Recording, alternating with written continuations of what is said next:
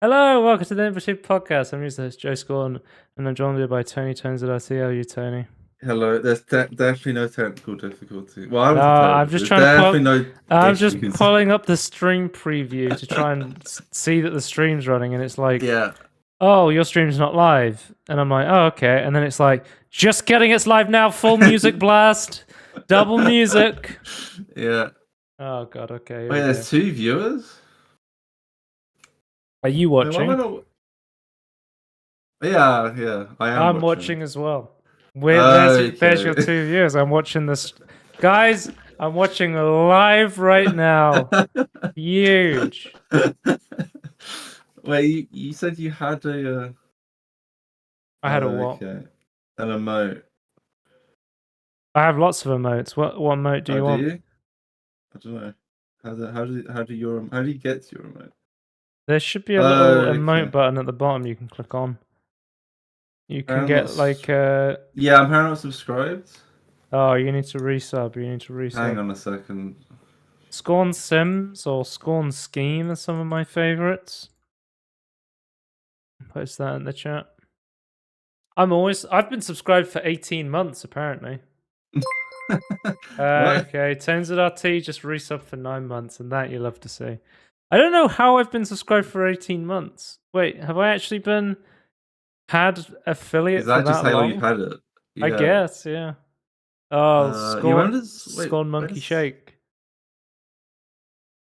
I mean, that's how you got this far, right? So oh yeah, very well, important. if you read the description of the Twitch stream, you'll see I'm a professional Gorilla Tag player. Yeah, of course. The definition of a professional player, of someone who's professional, is getting paid to do something. Yep. And I have affiliate through playing Gorilla Tag, so that qualifies me.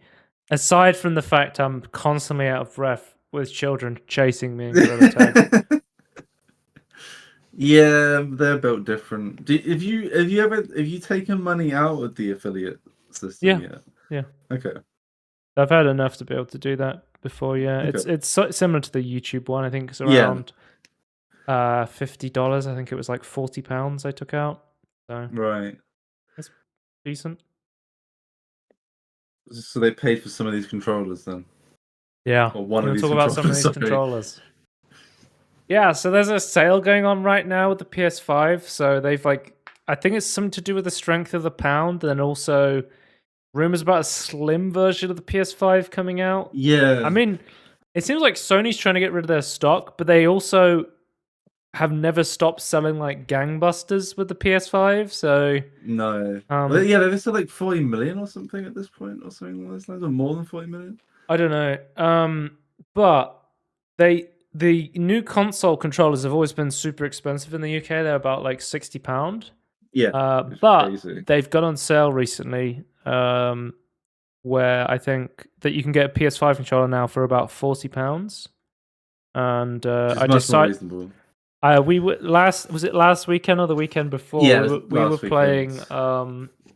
I bought my Steam Deck along to a friend's house, and we plugged into the TV, and I had a bunch of. I've got like a load of local co-op games installed, and played loads. Like I played like a Nidhogg 2, Fling to the Finish, Tricky Towers, Ultimate Chicken Horse, like tons of like local co-op games, and I had to basically ask one of my friends to borrow a bunch of controllers because I didn't have. I have my Xbox Elite.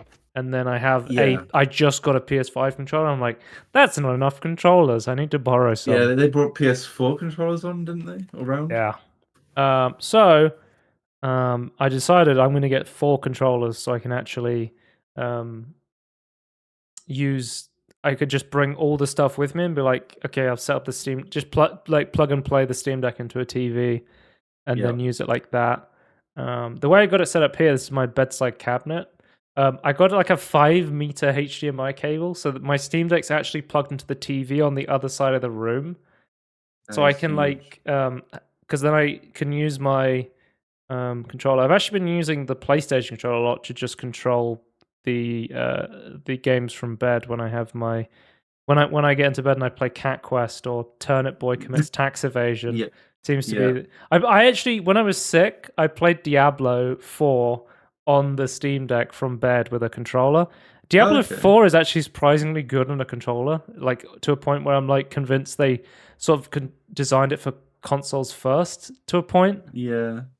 It kind of makes sense. Like it kind of like the format kind of lends itself to joystick stuff, right? And then like you don't need too many buttons for all your abilities. Not like an MMO. I think I was just gonna get more PS5 controllers because I'm like, these are really good controllers and they're super cheap. And then I put it into Amazon and it was like, these are limited to one per person. So I guess they're trying to stop people buying too many. Yeah, because it's a sale price, I suppose, and people were buying loads of them. We were talking about the battery life of these controllers as well in the car.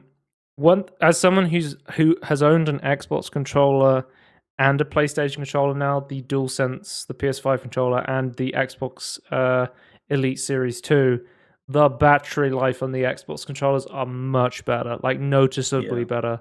Like I never charge the Xbox Elite Series 2. It has like a 40-hour battery life, which I think is about the same as the base Xbox controller, which I have now, which I just have it has double A's in. That's what people say online. Like my G305 has a double A in, so you can get like super long battery life out of it. And for those of you who want rechargeable, you can put rechargeable in if you don't want to throw away batteries. Yep. I have like a massive case of double A batteries in my house, so I'm going through those at the moment. But the problem is, they just don't eat them up that quickly. So, but yeah, so you're trying to use them up and they're not taking it. So the PS5 controller's got like 6 to 12 hours battery life, whereas the Xbox controller's got like 40 hours. So that's just like the 30 to 40 hours, right? The difference between the controller. I really like the PS5 controller. I like that they've changed the design to be more like an Xbox controller, like without being like too far from the old DualShocks. I know people like me would like the DualShock. You like the DualShock. I've always really like the Xbox. I can still use the ergonomics. The way I hold controllers, I really like the DualShocks. I can't use. I don't know what it is. I think the newer. The 360 controllers to me are like absolutely awful. I don't know what it is. I love the 360 controller. Yeah, loads of people love it. I had a 360 controller just plugged into my PC, and I would use that constantly until it broke, like last year or something. For me, I'm the exact opposite. It's just like, I cannot play it. I don't like it. So the new the Xbox Ones and above controllers are better, but I still don't like it. But yeah, I thought I would kind of I don't think I would hate it, but I thought like, oh no, they're going too close to the Xbox controllers, which I don't get along with the DualSense. But no, it's like the best of both worlds. It appears because you're saying you like it, I still like it as a DualShock. Well, you get the cool features, like you get the features are really good. The haptic feedback, the adaptive triggers, stuff like that, right? Oh, gyro is huge for me personally, as somebody who uses the controller with a Steam Deck or Steam, so I can use the gyro controls, and then also someone who emulates a lot of games with gyro controls. Yeah, very important, yeah. This middle part is technically a touch sensor, isn't it? Yeah, I've never used it, though. It doesn't work with PC. I don't know if you can... You can also click it down. Yeah. It has left and a right click on it. And also, the PS5 controller, the DualSense, has giant lights on it that flash, and I'm wondering if, like, with how many features in it and how many lights that are constantly on the PlayStation controllers, that's why the battery life gets drained so quickly. I find it interesting that no one's I don't know, no one's really talking about it as like a major problem. Like to me, that's like such a short lifespan. That's kind of a problem, especially in current year in 2023. In current year. My favorite year meme. But yeah, I also got because the charging stand was on sale as well. I think it was about. Did only 25 you got for 20 or something? 15 quid, I think it was on sale. For 15, yeah. I thought it was really cool because it looked like a mini PS5 when you stood it up like this. It's so cute. Yeah.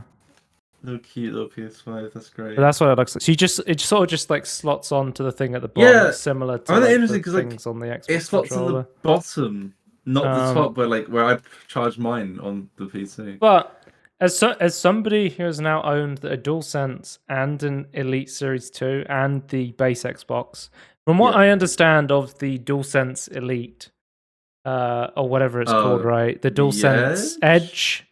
It's essentially okay. That controller makes zero sense to buy. For the It's price, like, yeah, it makes no sense. so the Elite Series 2, right, is 130 pounds, right? It's pretty expensive. Yeah, But there exists the it's Elite well made. Core, and Yeah. the Elite Core is like the exact same controller, but it doesn't come with the accessories pack. That it comes with the box. Yeah. And So you could say the controller is $100, like the controller by itself. yeah, and you can buy the accessories separately if you want to buy them, right? Yeah. The DualSense, you get those back buttons or whatever, and it's a You get back PS5 buttons and controller. replaceable joysticks. Those like its two like main features. But it's £200. Yeah, It's nuts. it's ridiculous. And it has the same battery life.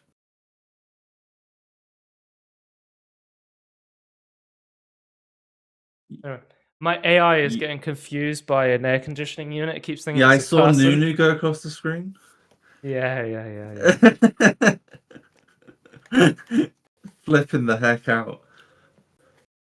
If I wasn't in City 17 right now, you'd see all the cardboard boxes that are laying around my room. Okay. It's like, cannot be bothered to move them right now. They're all the boxes all this stuff came in. I need to get rid of them. But yeah, what was it had like worse battery life as well, right? The Edge than the base DualSense. I've had the DualSense and the Xbox controller, and just having them next to each other, I always reach for the Elite. It's so good. Like, it's well made, yeah. And it has the back buttons you want. I'm constantly using the back buttons. I love using it to boost in Rocket League. I was using it to draw rings on the floor in Sonic Frontiers recently. What a great game. Yeah, well, we can talk about that in a tangerine at some point. I have finished that. I have things to say. The battery life, I never charge it. Whereas with the DualSense, I feel like I was charging it like every other play session, just because of how often the battery was going. So well, that makes sense. If it's about 12 hours, that's like every 2 sessions, right? But yeah, I thought if it was just another controller that I was going to use for like a play session as like a spare controller, having it only be 6 to 12 hours is probably not that big of a deal.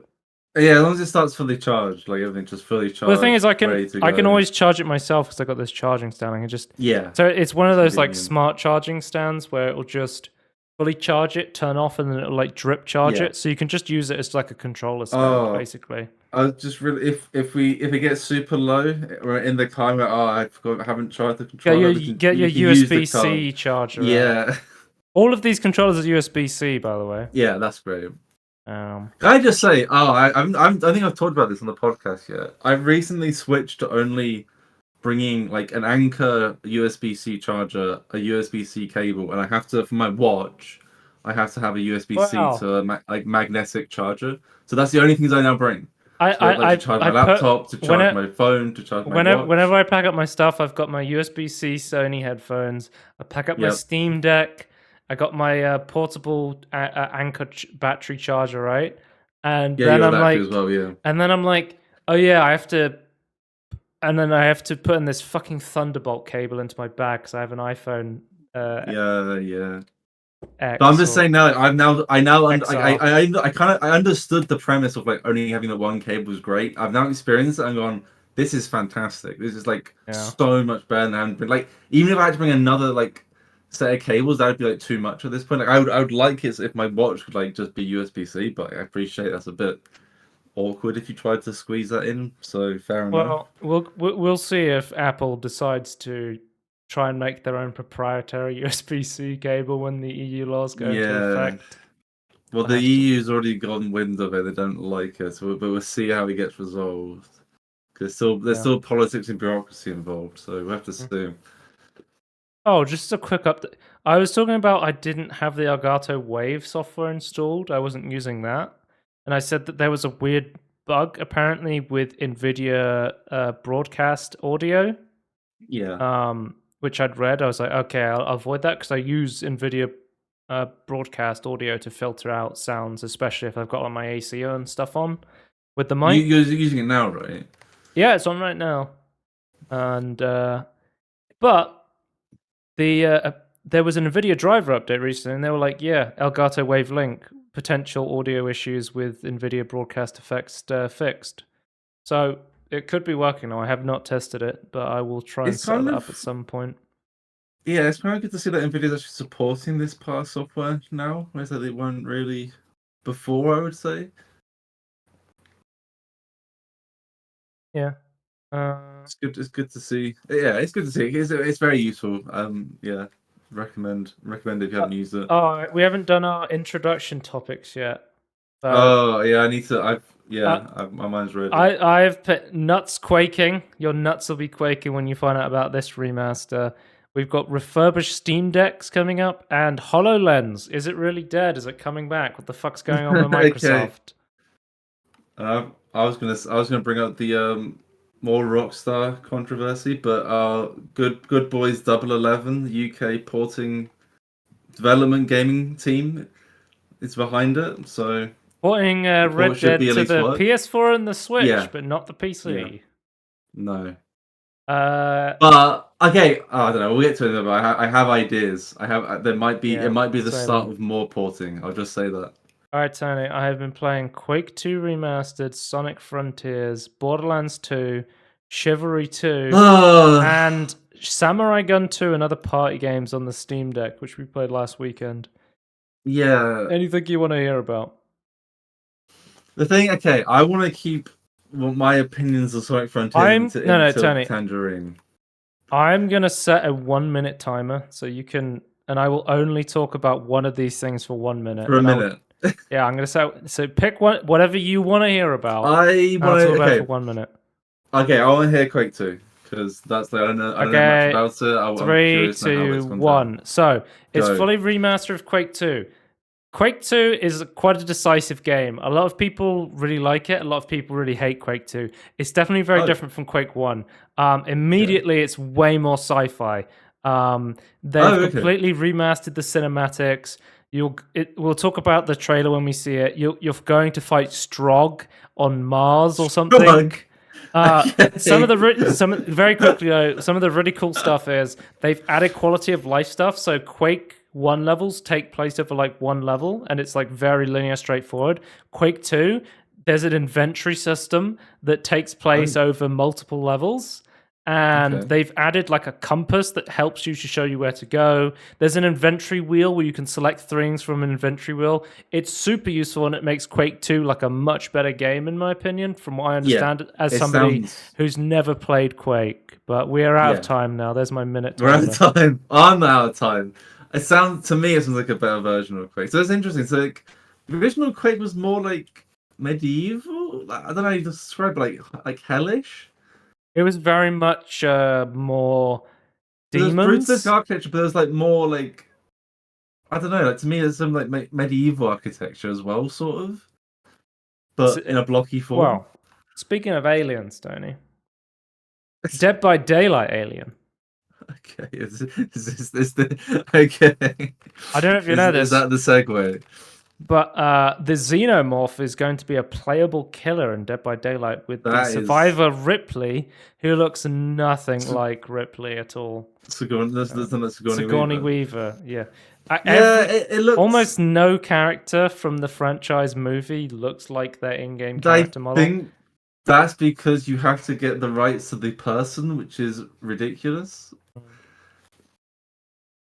I think it's fine. Was this I was looking at the model of this, and I'm like, wasn't Ripley and the Xenomorph in Fortnite recently? I think they were. Like actually looking like Sigourney Weaver, or no? And I think they kind of looked like this. I looked at. Maybe they were closer in Fortnite. I'm not sure. But I think there's definitely problems like having a likeness of of an actor. Let's say is like much more difficult than like having the IP. It's like the what she wears be like owned by the publisher of the film, right? Whereas like the actor holds like an infinite right to their own likeness. Yeah. So like it'd be a lot more money, I reckon, if they wanted to get, especially like Sigourney Weaver. Well, speaking of, I think yeah, as a non lookalike thing, like it looks recognizable at least, even though it doesn't look nothing like the actual actor it's based well, speaking of upon. Sigourney, I was literally just watching Ghostbusters. Oh, I was okay. literally a couple of days More out Sigourney ago. I was Weaver, watching Ghostbusters 1, and then I was like before the podcast watching Ghostbusters 2, and I right? was like surprised how unfamily friendly some of the scenes in that film were. Uh, yeah, it's not very friendly at all. As well. Well, I was watching it. I was watching it with my niece, who is not one, and Oh no. I was like, I don't know if you should be watching some of this. This is kind of scary. What about the ghost blowjob implication? Ah, yeah, I saw that scene, and I was like, oh yeah, I do not remember this as a kid. I love Ghostbusters 1 and 2, so I would not recommend it for children. But It's yeah, teenagers and above for sure. I've seen the Mori for the Xenomorph, and like the Mori kill animation is like the little mouth pops out the mouth of the Xenomorph, and it just like pops through your head and kills you. Oh, okay. Yeah. Okay, that's really cool. I would just say that the model and like the I guess the graphical effects around the Xenomorph in this trailer look fantastic. I feel like I don't always agree with how good the killers are in some of these trailers, but like yeah, the Xenomorph looks really, really good. Yeah. Okay, Tony, you want to talk about Quake 2? More Quake 2. Well, we can talk about the Quake 2. So yeah, QuakeCon just happened. Trust me, Yeah. when you fire this game up, buddy, Strog! your nuts are gonna say, yeah, I don't What a fucking name! know what's going on in this stuff. There's these aliens called Strog, and the human race has gone to war with them, and they're now taking the war to their home planet, which I believe is Mars. Right. Holy shit, the dynamic lighting in this game is so good. I think Night Dive has done such a good job at remastering this, but keeping it looking like so faithful as Yeah. the original.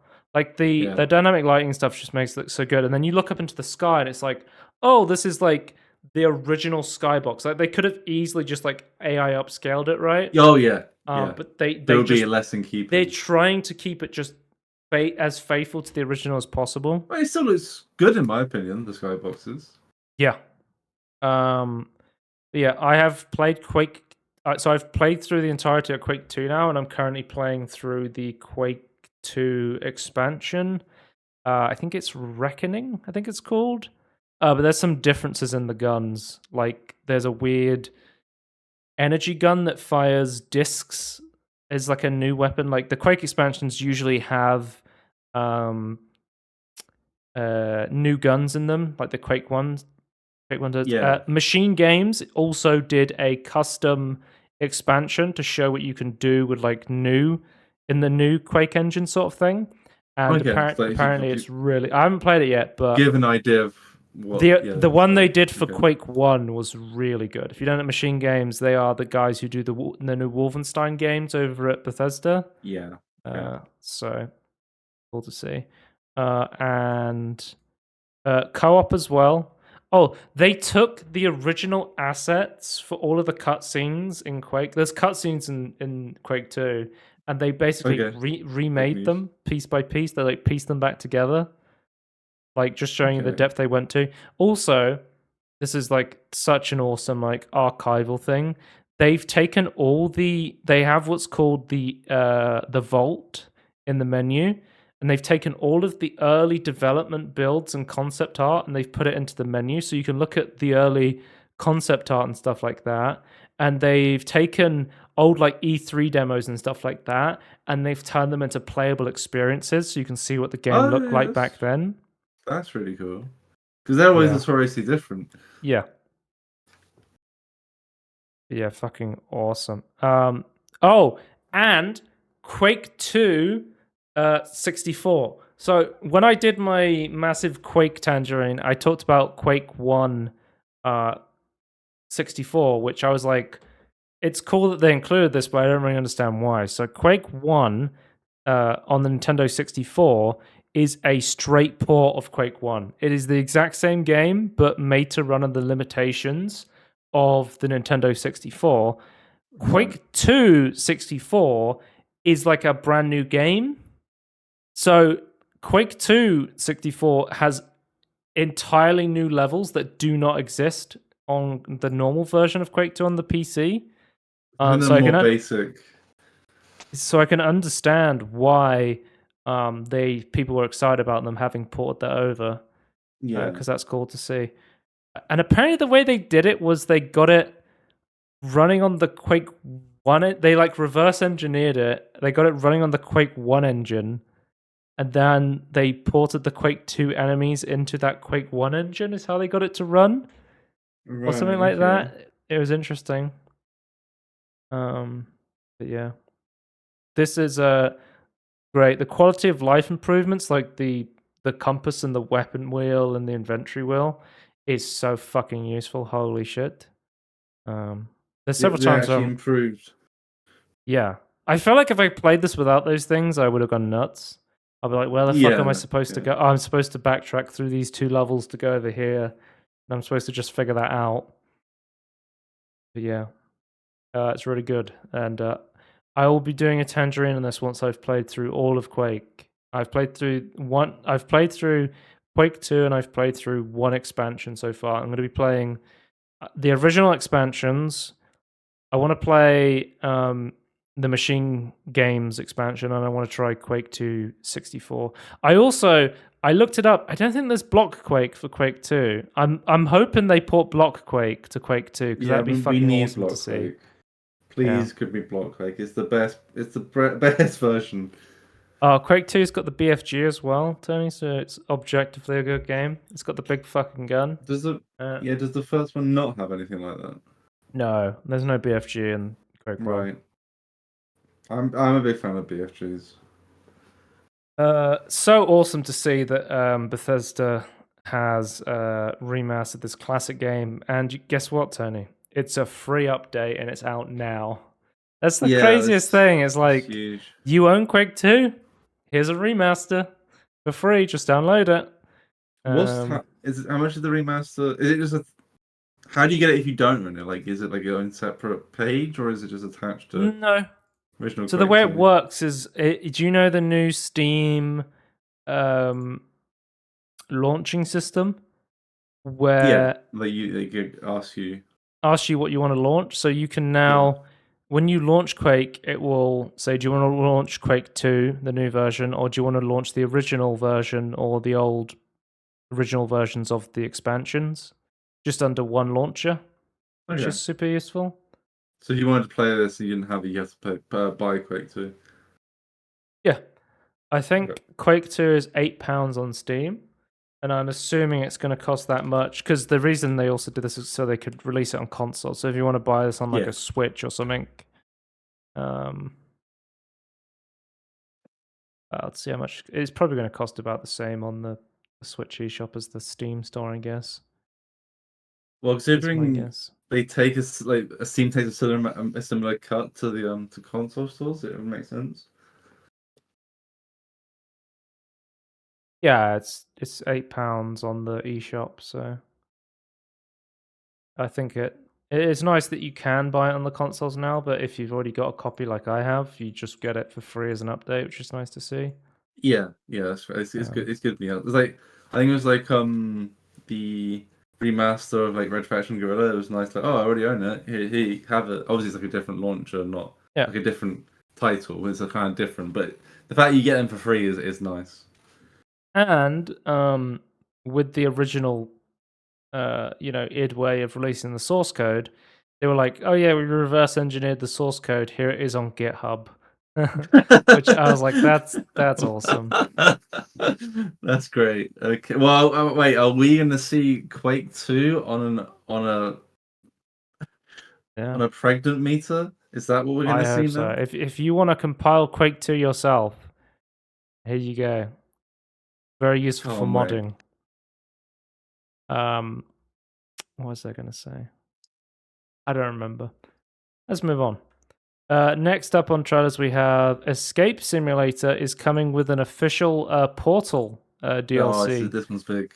Yeah, this one looks really cool. Yeah. One of the best like online co-op escape room style games. I played a lot of this. It's really fun, and it's going to be an official free DLC update for the game. So, if you're interested in playing an escape room centered around uh, Portal in Aperture Science, officially. Oh, I love that you use a crowbar to open stuff. Um, Officially endorsed by Valve and featuring, the Portal IP, then yeah, check this out. Is It's coming that on September cube? 7th. Is that a new cube? Is that a key cube? Yeah. New All right, tech. Portal 3 key cube. Here we go.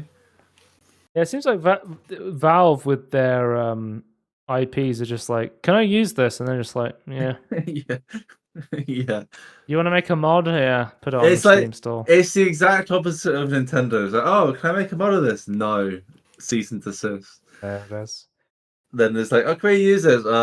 Yeah, sure. We just need to officially license it, then it's fine. Next up, we have South Park Snow Day reveal trailer. This one kind of came out of nowhere. There's going to be a Yeah. brand new South Park game in 3D this time. So the Okay. Obsidian. I don't know if you know this. THQ Nordic. I don't know if you know this, Tony, but Obsidian made the original South Did Park they? games. No, I did not know that. I didn't pay attention to that. The Why is this 3D though? Fractured Butthole. Did they do that one as well? They did The one second of. one, I don't They know. did either the first one or the second. The Stick of Truth was the first one. Yeah. Um, So why 3D is my question. Is it just more gameplay reasons than style yeah, so reasons? Obsidian did the Stick of Truth, and Right. then it was Ubisoft Oh, did the second game, the Fractured Butthole. Sorry, what'd you that's say? very weird, but okay. The 3D-ness of this game, is it more gameplay reasons than so obviously So the we show is kind of 2D, don't right? know what kind of game it's going to be. It seems There's like, like 5 seconds of like some yeah, stuff moving through a 3D world. That was like that's not even really gameplay. it So seems like it may not just be like a 2D turn-based fighting game no, sort it of looked thing. real time.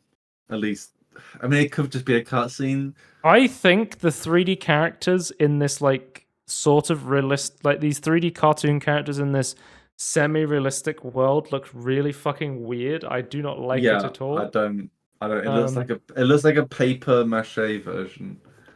yeah, it doesn't But look like here, great. oh, I'm a couple seconds out, but like this to me could be gameplay?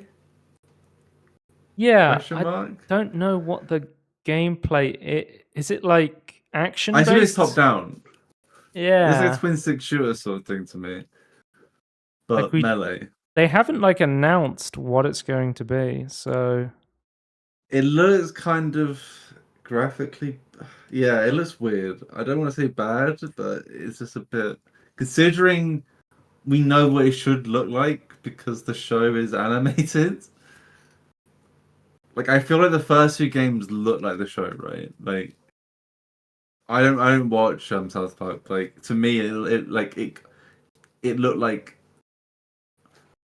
the show, but as a game. The first two yeah, the games. Stick of Truth and the Fractured Battle looks really good with the 2D graphics they had. Which just it looks like the show when you were Yeah, playing it, which was cool to see. But it's this I looks don't know if weird you to know me. this, but South Park has a very bad history when it comes to 3D games. Oh, really? Um, Okay, there are other 3D games. I believe there was a different um, 3D game back in the day, and it was like an absolute bomb. People hated it. Okay. I'll try and find the name of it.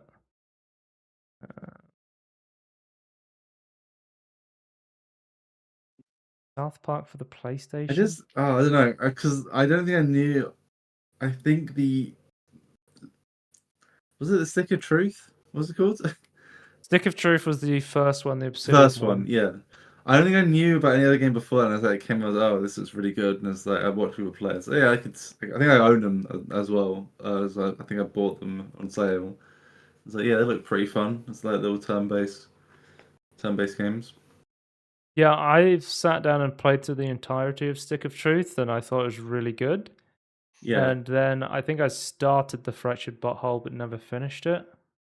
Okay. I think it was slightly different as well Yeah. to the first game, but it was still But sort of the along a humor was similar still vein.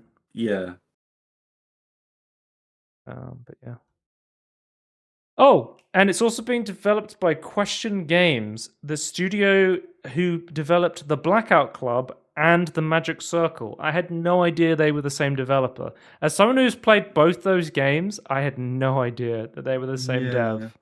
So the Magic Circle is like a mind fucking rule bending game where you have to reprogram stuff to Yeah. get around puzzles. We've done a It's like a spotlight on it. free form puzzle game, and Yeah. then the Blackout Club is like a co-op survival horror sort of. It's you basically play as a kid trying to investigate paranormal activity around a small town. Right. It's a pretty cool game. I enjoyed playing that. But yeah, it's a they're a good developer from their track record, but I don't know. I'm not overly optimistic about this one. What do you think, Tony? No. Well, in terms of like the style, like maybe the gameplay is good, but I thought the style, at least from the trailer we saw, isn't Let me great. go turn my light on. But yeah, Sorry, it's too I dark in feel here. like I don't know. We haven't seen enough. Like I feel like a little bit janky. Maybe that they showed it off too early. I don't know. Yeah. But I don't Let's know. move Maybe the on. trailer with the gameplay will be fine. Next up, because I think there was a bunch of THQ games announced in the past couple of days. Titan Quest 2 is coming out. If you don't know, Titan Quest is an old school ARPG that came out in 2006. It was I saw very I well recognize it. received. And Yeah. then it had a 10-year anniversary edition, which was released on Steam in 2016 by THQ Nordic, I think, at that point. And then they've announced that they're making a sequel, and I think it's probably a good time to announce this since Yeah. people are very hyped after Diablo 4 came out, had Yeah. very big success, and then kind of flopped in the season 1. Path of Exile 2 has announced it's coming out next year, and people are very excited for Path of Exile 2. If you come out now and say, hey, we're making a really cool ARPG, I think people are a lot more likely to pick this up now. With all the hype 100%. around ARPGs right now. I think by having like specific ARPG genres that came from the Renaissance. Renaissance. Yeah, Renaissance, yeah. I think there's lots of like subgenres and genres of games that like used to be very few games. I think there's now more of a renaissance because like they're actually selling again. So which is nice to see. I think the era of live service are coming to an end. I think I don't think they're going to go away. I just think they're not going to dominate anymore. It's a classic mythology-inspired setting, and Yeah, it's from the this trailer creators looks of great. Spellforce 3, which is Oh, that's Spellforce 3 people. Okay. I've never is Spellforce 3 good? I've never played it. I don't know if it's good. I know of it, and it's like I think I picked it up. I don't think I've ever played it though. But I do know Spellforce. So People Spellforce 3 is a talk about blend it. of RTS and RPG, is what it says on the store Yes. page. Yeah, it's gonna have sure.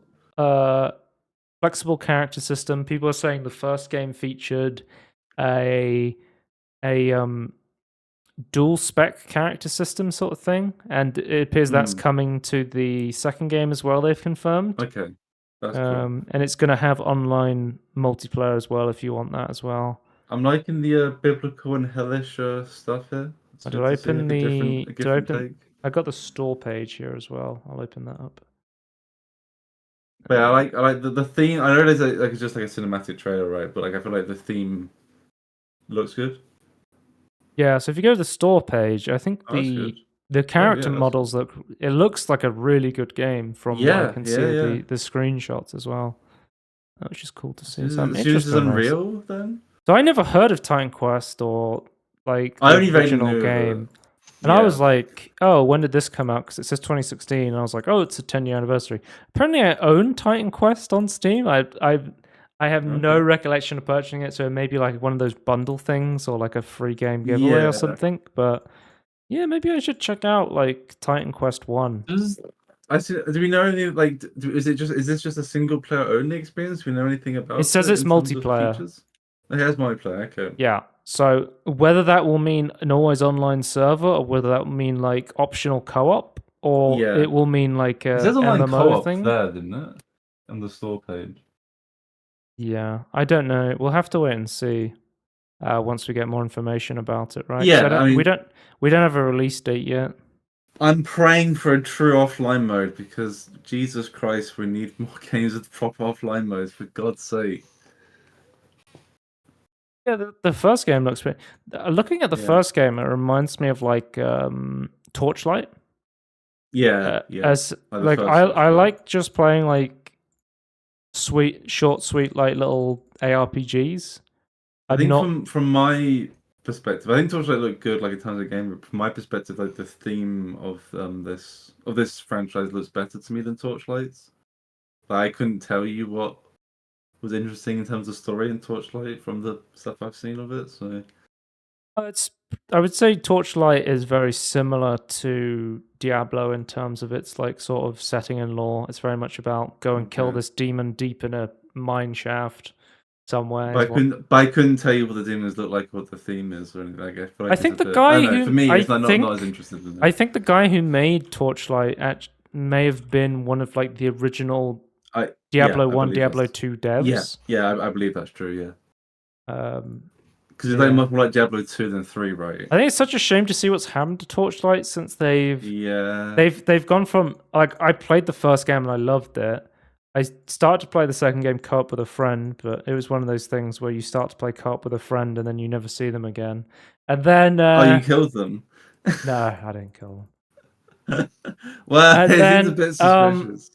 And then it was like Torchlight 3 came out in an early access, had awful reviews, and then they were like, and now I think they sold it to like a Chinese company, and they turned it into like a weird mobile game, and people seem to hate it. So yeah, yeah, let's hope we get a good ARPG that is not a live service game that is ruined. with true offline mode, please. That's what I want. Thank you. And then next up we have Teenage Mutant Ninja Turtles: The Last Ronin.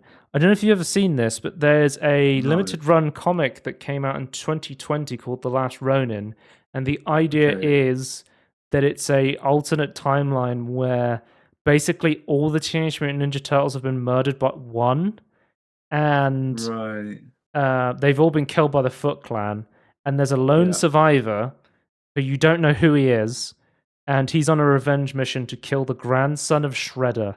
And that's the entire plot of the comic, and he's just going around like doing cool samurai shit. And I'm like, oh, that's a pretty cool comic. But they are turning it into a game, and it's being developed by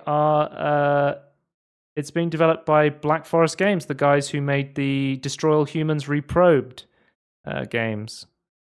So yeah, seems to be in good hands. So wait, okay, hang on. But he has the swords of Leonardo. Do he have other weapons? Yeah, he has like the size of Raphael. He has like Donatello's like he basically, the idea is that you don't. I think the end of the comic book you find out who the turtle is. Yeah. But I know who it is because I googled it and then it told me. I was like, oh, don't okay. Google it. I didn't know. I didn't know this was a secret. So I'm just saying, if you don't want spoilers for the comic or the game, don't look anything up about this because we'll just tell you who the turtle is. But yeah, I think the idea of the game is really cool. Yeah. And I think the idea of the story is really cool as well. As someone who likes Teenage Mutant Ninja Turtles, I think it's like a really Cool Yeah, because concept. from what I just saw, like the final, like I guess moving to the image there, the animated stuff I've seen of Teenage Mutant Ninja Turtles, like Yeah. it's like obviously present day with more future technology than you'd expect. So is this even further in the future with even more technology? I guess Is if that what I was seeing? you're going to kill the grandson of Shredder, you're probably Exactly, in the future, but also but very like at much in the least past 4 with like years. the swords and the arrows and stuff like that. I don't know. It Yeah, might. Do you remember? I watched that the one in the future. Ninja Batman. What was it Oh called? yes, I've not seen it yet. But it reminds me of that, where it's just Yeah, like yeah. It's crazy. everyone is a fucking samurai for no reason, but it's fucking awesome. Yeah, I like that it's film. I just a thought it fun was spin. cool. Well, the story of that one is Grodd, the super genius ape, creates an alternate universe where everyone's a ninja or something like Right, that in the film. Yeah. But essentially, interesting. it was just an excuse to get a Japanese Yeah, anime I didn't studio to realize animate Batman characters as the samurais. reason to get the Alternate Universe. In my opinion, you don't need a reason for it to exist. Just start and like set up the characters that you kind of know, and then just set them up in this new world. That's all Mm. you need to do. Personally, I don't need an embarrassing backstory to an alternate universe. But yeah, we know nothing about it other than based on the comic being made by Black Forest Games. So Okay, I'm this is assuming all we know then. it's going to be some sort of action game based Yeah. on the fact that it's a It's turtle gonna game, be an but Elden Ring like game. I don't it's the know. Make me third up. Strand game. Okay, we'll be It, talking yo, about yeah, Strand games it's later in gonna the show. be a dual genre Strand and Elden Ring like. Tony, I've got a new game for Joe's weird VR game of the week. Oh, It's okay. called Phobia Exposure VR. The idea is Okay. you have to choose your Oh, fear from a okay. menu and then choose how much of that fear you want to be exposed to, and it's the Does it idea have of heights? okay, from the screenshots it has arachnophobia or Yeah. Snake, diophobia, the fear of the snake snakes, one, the fear of cockroaches, and the the fear one of for small frogs and retorts. toads. So I'm Oh, guessing amphibians. it's from what it seems like from the screenshots, it seems like it's a table that spawns a random animal on it. Yeah. I guess if you want to flood yourself with exposure therapy, you need to play the plank game if you're afraid of heights. You need to get an Okay. IRL wooden plank and then Would Richie's plank experience. Have you ever seen this? Because they okay. do this No, at I haven't seen arcades. that. Okay. So you're supposed to get a wooden plank, and then you I stand on it, and then you're stood on a wooden plank in VR, yeah, and then you go up this yeah. elevator, and then suddenly, like you're like 500 foot up in the air on this wooden plank, and people feel like they're gonna die. Space why? When you stand on this, like when you have this physical plank and a plank in VR, it makes you feel Yeah. like you're just about to fall off and die, and people are like gripping onto this plank How as if they're about to do fall. you... So the plank is just on the floor, like it's not like up on Yeah. anything in real life. Okay. It's just on the floor. Okay. I mean, sounds interesting. I might give it a go. I went to an arboretum in Bristol the other month, Yeah. and there's like a bit that like goes like it's like raised up and like going through the trees, and it's like one bit I climbed up to like a bit round the tree, and it was like slightly swaying. That I was not I want to comfortable play with that. Richie's That was plank awful. experience, but I need a plank. I need to find a wooden Yeah. plank somewhere. I would assume you're not afraid of heights though. Not particularly, no. Okay. Yeah, heights is definitely my thing. Is that I do not like it. Oh, you're not a fan of heights, and my dad's not. No. He's like deathly terrified of heights, but But I'm normally I'm not finding. I that mean, bothered. it's not like a VR experience, but normally like some people are like afraid of heights even in games. And that no, I don't really care. Oh, okay. I'm just curious now how it works with VR. Okay. Okay, so apparently, you can clone a real world object into the size of the Oh, you plank. measure it. Yeah, so you don't need an exact plank. You can just get like a simile of what the plank is like, I guess, if you have a Yeah. smaller object to stand on. The world's smallest plank. I was going to talk about Phobia Exposure VR, but now I'm here talking about Richie's plank experience. Honestly, this Phobia Exposure VR game doesn't look great, but I mean, It's it's got a a demo. VR game. Oh, the thing is, I'm not scared of any of these things. No, I especially won't be scared of it in real, like in a game. It's like those things you have to like be crawling and being on me. Like, I'm not afraid of any of those, but them being on me, I don't like the idea of. What other games have they done? Paint Over to be announced. A 3D What? painting game.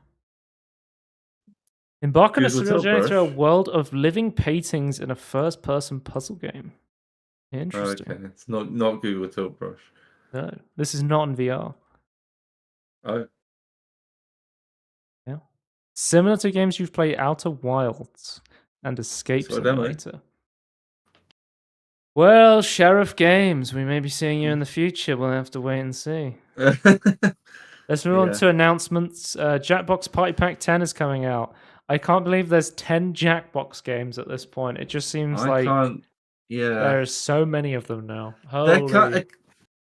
they are okay. There's like sequels to like game modes in them, but like they're like Yeah. also, but there's like other ones that are similar but different names. So I don't know. Tony, Maybe if you're a I fan have of problems. re-releasing the same game but a different version of it, the TKO from I believe Jackbox 3 maybe, where you draw T-shirt designs and have to face them off against each other, is back with a new version. And I'm like, what can you change about TKO that it's going to be that much different from the original one? I think they Yeah. even do like a intro Jackbox pack that just has some of the people's favorite games on them. You know what? This reminds that specifically that reminds me of. I don't know if you've ever done this. Like, okay. For example, I bought a DVD set back in like 10 years ago of Jackbox Party Stargate. Starter. That's what it's called. I bought a pack.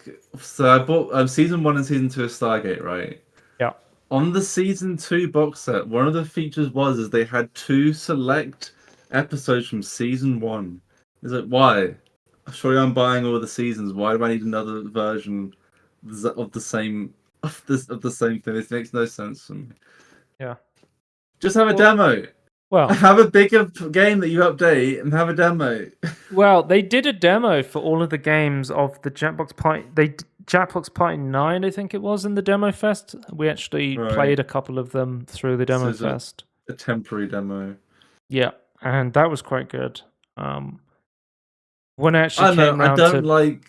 basically, I think I own like 3 of them. So Yeah. and I have a friend who basically buys them on release. So I play the games through him, and then I'm like, right, I don't need to look at this anymore. Yeah. I get annoyed with the concept of how they release it. But like, if I wanted to buy these games to host them, it would be so expensive. Holy! Yes, and they're not different enough from each other, and it's like sometimes if you want to play these games with your the wrong friends, version.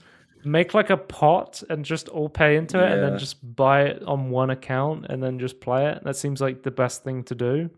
Yeah. And I'm not a big fan of like these plugins to begin with. Like they're a little bit of fun for a little bit, but I don't want to play them too often. They're kind of like it's the step up from trivia for me, where I don't like trivia, but like I'm these just are thinking, sort of fun. you make a dummy Steam account, right? And you Yeah. buy all the Jackbox games, and then you have Yeah. all of your friends log into that computer with the same accounts. They have Steam family sharing, right? Yeah. And then yeah. whenever somebody wants to play the game, they just family share from the account that's never used because it only has the Jackbox games on it. Yeah. That is 5. Is this excluded from family sharing? Or is this allowed? Let's have a look. Wait, is this is the party pack starter? They seem to all be Steam Deck compatible from what I've seen. Well, Like I'd hope so because the first 3 games work fine on my Steam Deck. So yeah, I don't know, but anyway, yeah, expensive. The only reason I play these games is because I'm not the one buying them because they're super expensive. Next up, we have delays. Tony, I don't know if you saw this, but Devolver came out with some delays, which they announced they were doing Devolver Delayed Showcase, where they were going to bravely announce all of the games that are being moved from 2023 to 2024. which is such a Devolver thing to do a showcase of games that are getting delayed. Well, they must be good, right? But they've announced that the Plucky Squire, Stick It to the Stickman, Skate Story, Angerfoot, and Pepper Grinder are all being delayed to 2024. And Stick It to the Stickman and Angerfoot are both being made by Free Lives, and they're both being delayed. So, interesting. Yeah, just something to point out there. Also, Free Lives just keeps making completely different games every time they make a game as well. Yeah. Stick It to the Stickman, we actually did like a itch.io playthrough. I think before it had a publisher, maybe even. I'd not like it was like a super early version of the game. Yeah, because now from what I've seen there's a lot more different types of levels than we saw. Our skates already look so good though. Someone who's not a fan of skate games, I can't say whether I'm that interested in Skate Story, but it looks interesting. It has the momentum. That's the feel of momentum. That's the big ones that I was upset about hearing today. I am so excited for Angerfoot. I think Angerfoot is so cool, and the Plucky Squire looks so good. I like how in the video they were saying like, well, in the Plucky Squire, you go from 2D to 3D, so with that complexity, we had to delay it to no, what did they say? Oh, we had to make a delay in the fourth dimension. Because of the 2D, 3D. Yeah, it makes sense. But then I do like, Devolver's humor is on point. But at the end, they announced a bunch of games that are still launching in 2023 that are not delayed. So, Gunbrella, The Talos Principle 2 is still coming out this year. Wizard with a Gun is coming out this year. And The Cosmic Wheel Sisterhood is coming out. It looks weird. I'm curious to know how that goes. Karmazoo as well, still coming out.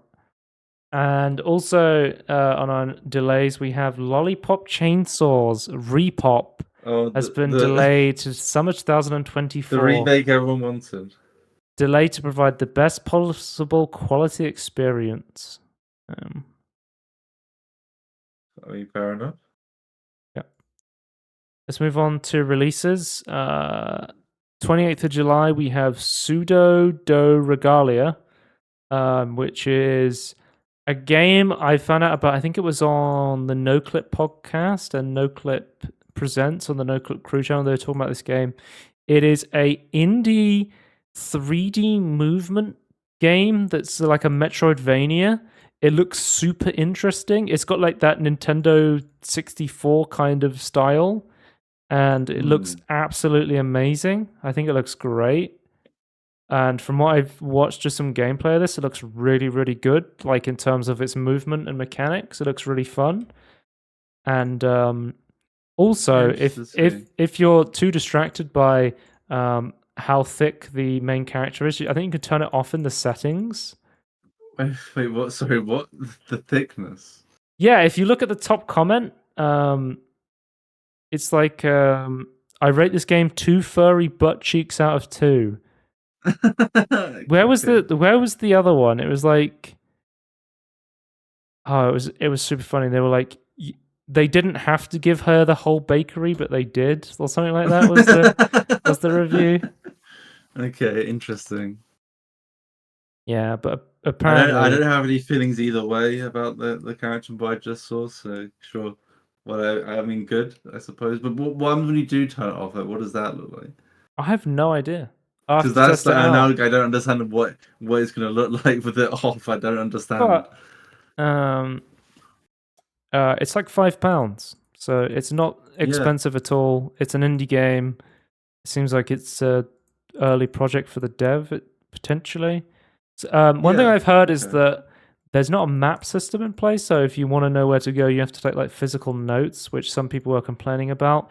I would prefer a map if they could implement that, but because the thing is, like, some people are like, oh, but it's like part of the experience. You have to understand that some people don't have very good mental images of places. I personally don't like writing notes, so I prefer like a I would prefer like as a visual person, map system. I prefer a map.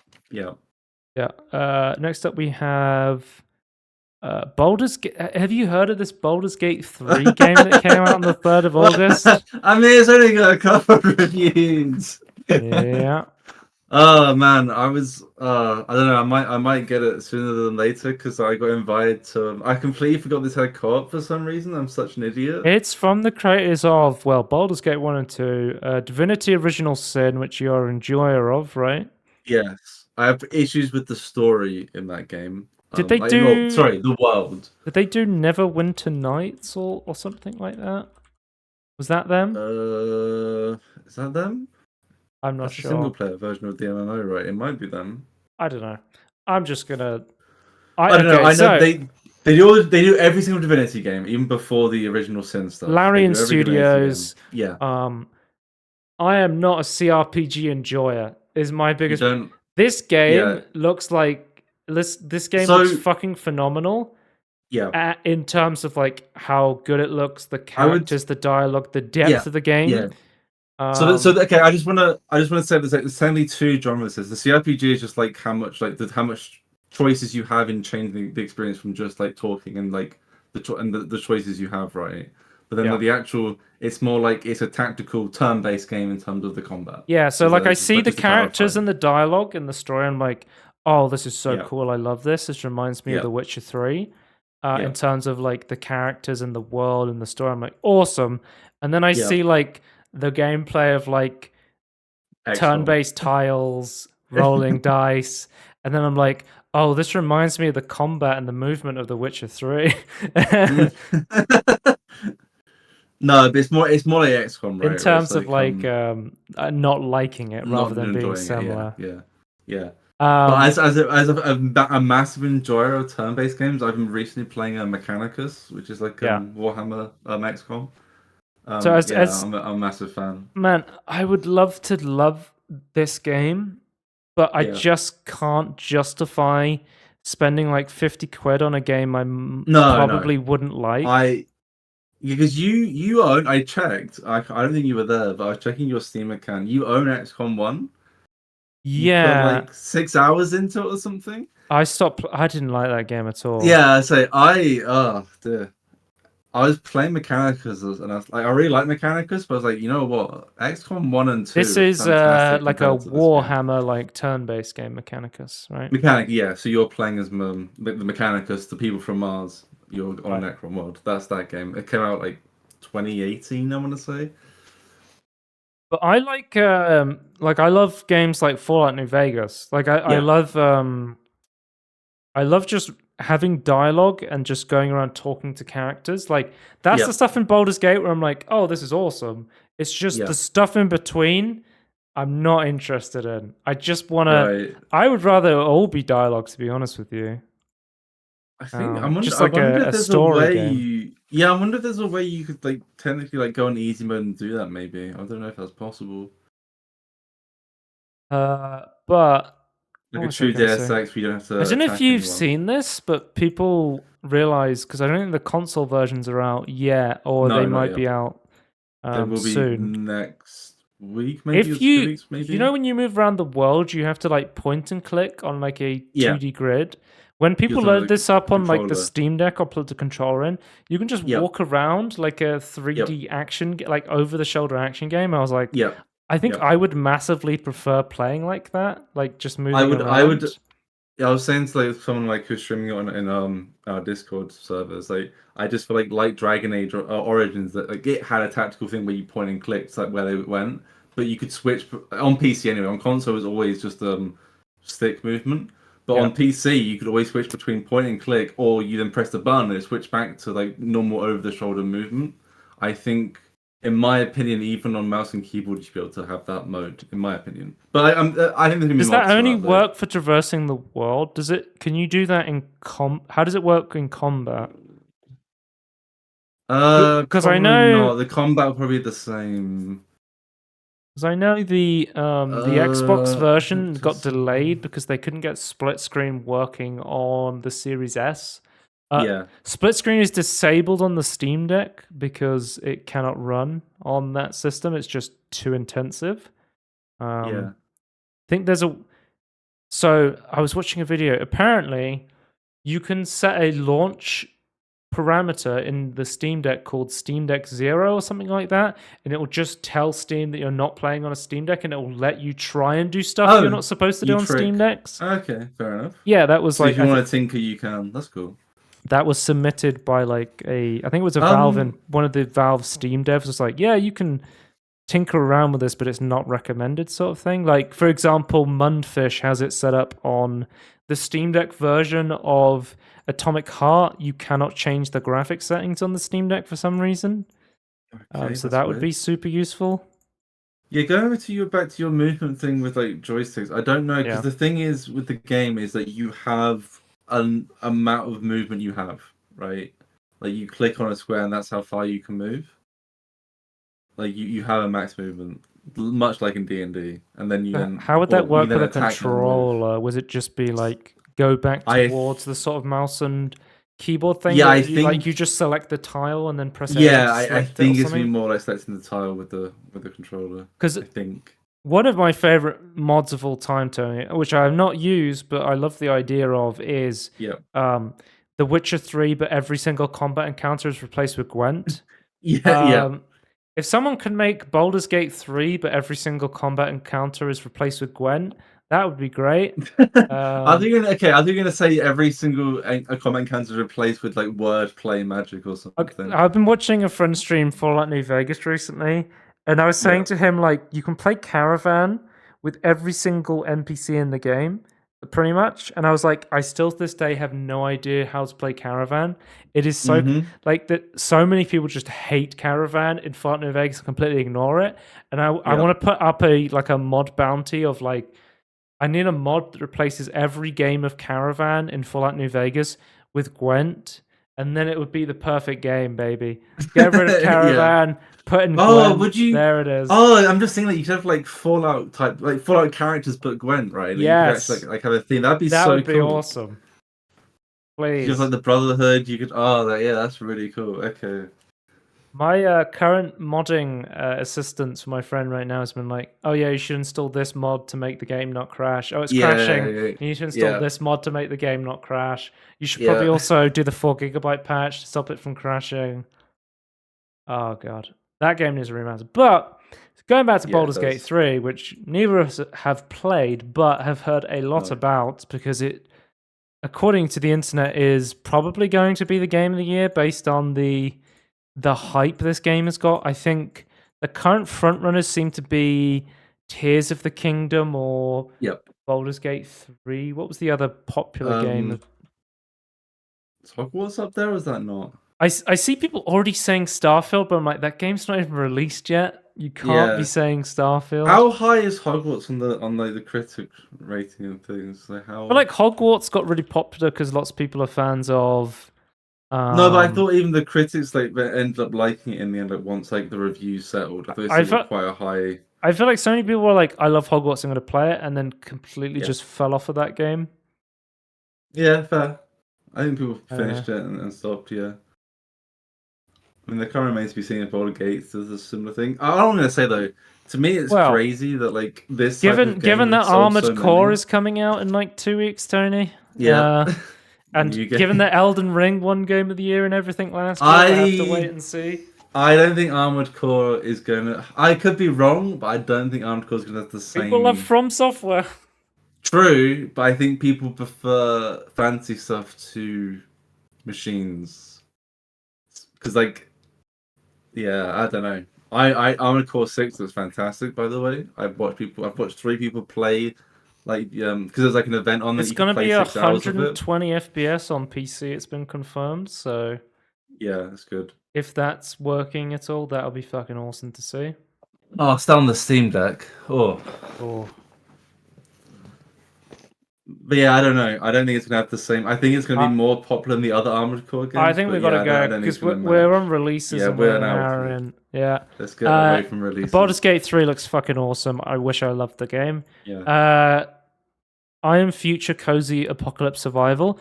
I kept seeing trailers for this at E3, and I thought it was going to be like a first-person survival game, and apparently it's not at all. It is like a fucking like Stardew Valley sort of style Okay. survival crafting Yeah, game, that's but it cool. seems like people are saying it's quite positive from the reviews I've seen. Okay. And then finally, we have Turbo Overkill has just come out of early access. And from the demo I played in the Steam Next Fest, this game fucks. This is the game with the chainsaw legs. Oh, is this one? Yes, yes, Yeah. yes. Really, really cool boomer shooter. Published Yes. by Apogee. What? This? Okay, I need to say now. Like, I feel like last year. I was okay. Okay. Triple A's have not been doing well with releases, right? Like, Yeah. but I feel like last year was like pretty good for like a few really good games. I feel like this year we're starting to see more good single player games. Yeah. Maybe not triple A level, but like they're so close that it might as well be. Well, my game of the year last year, Tony, was Neon White, an indie game.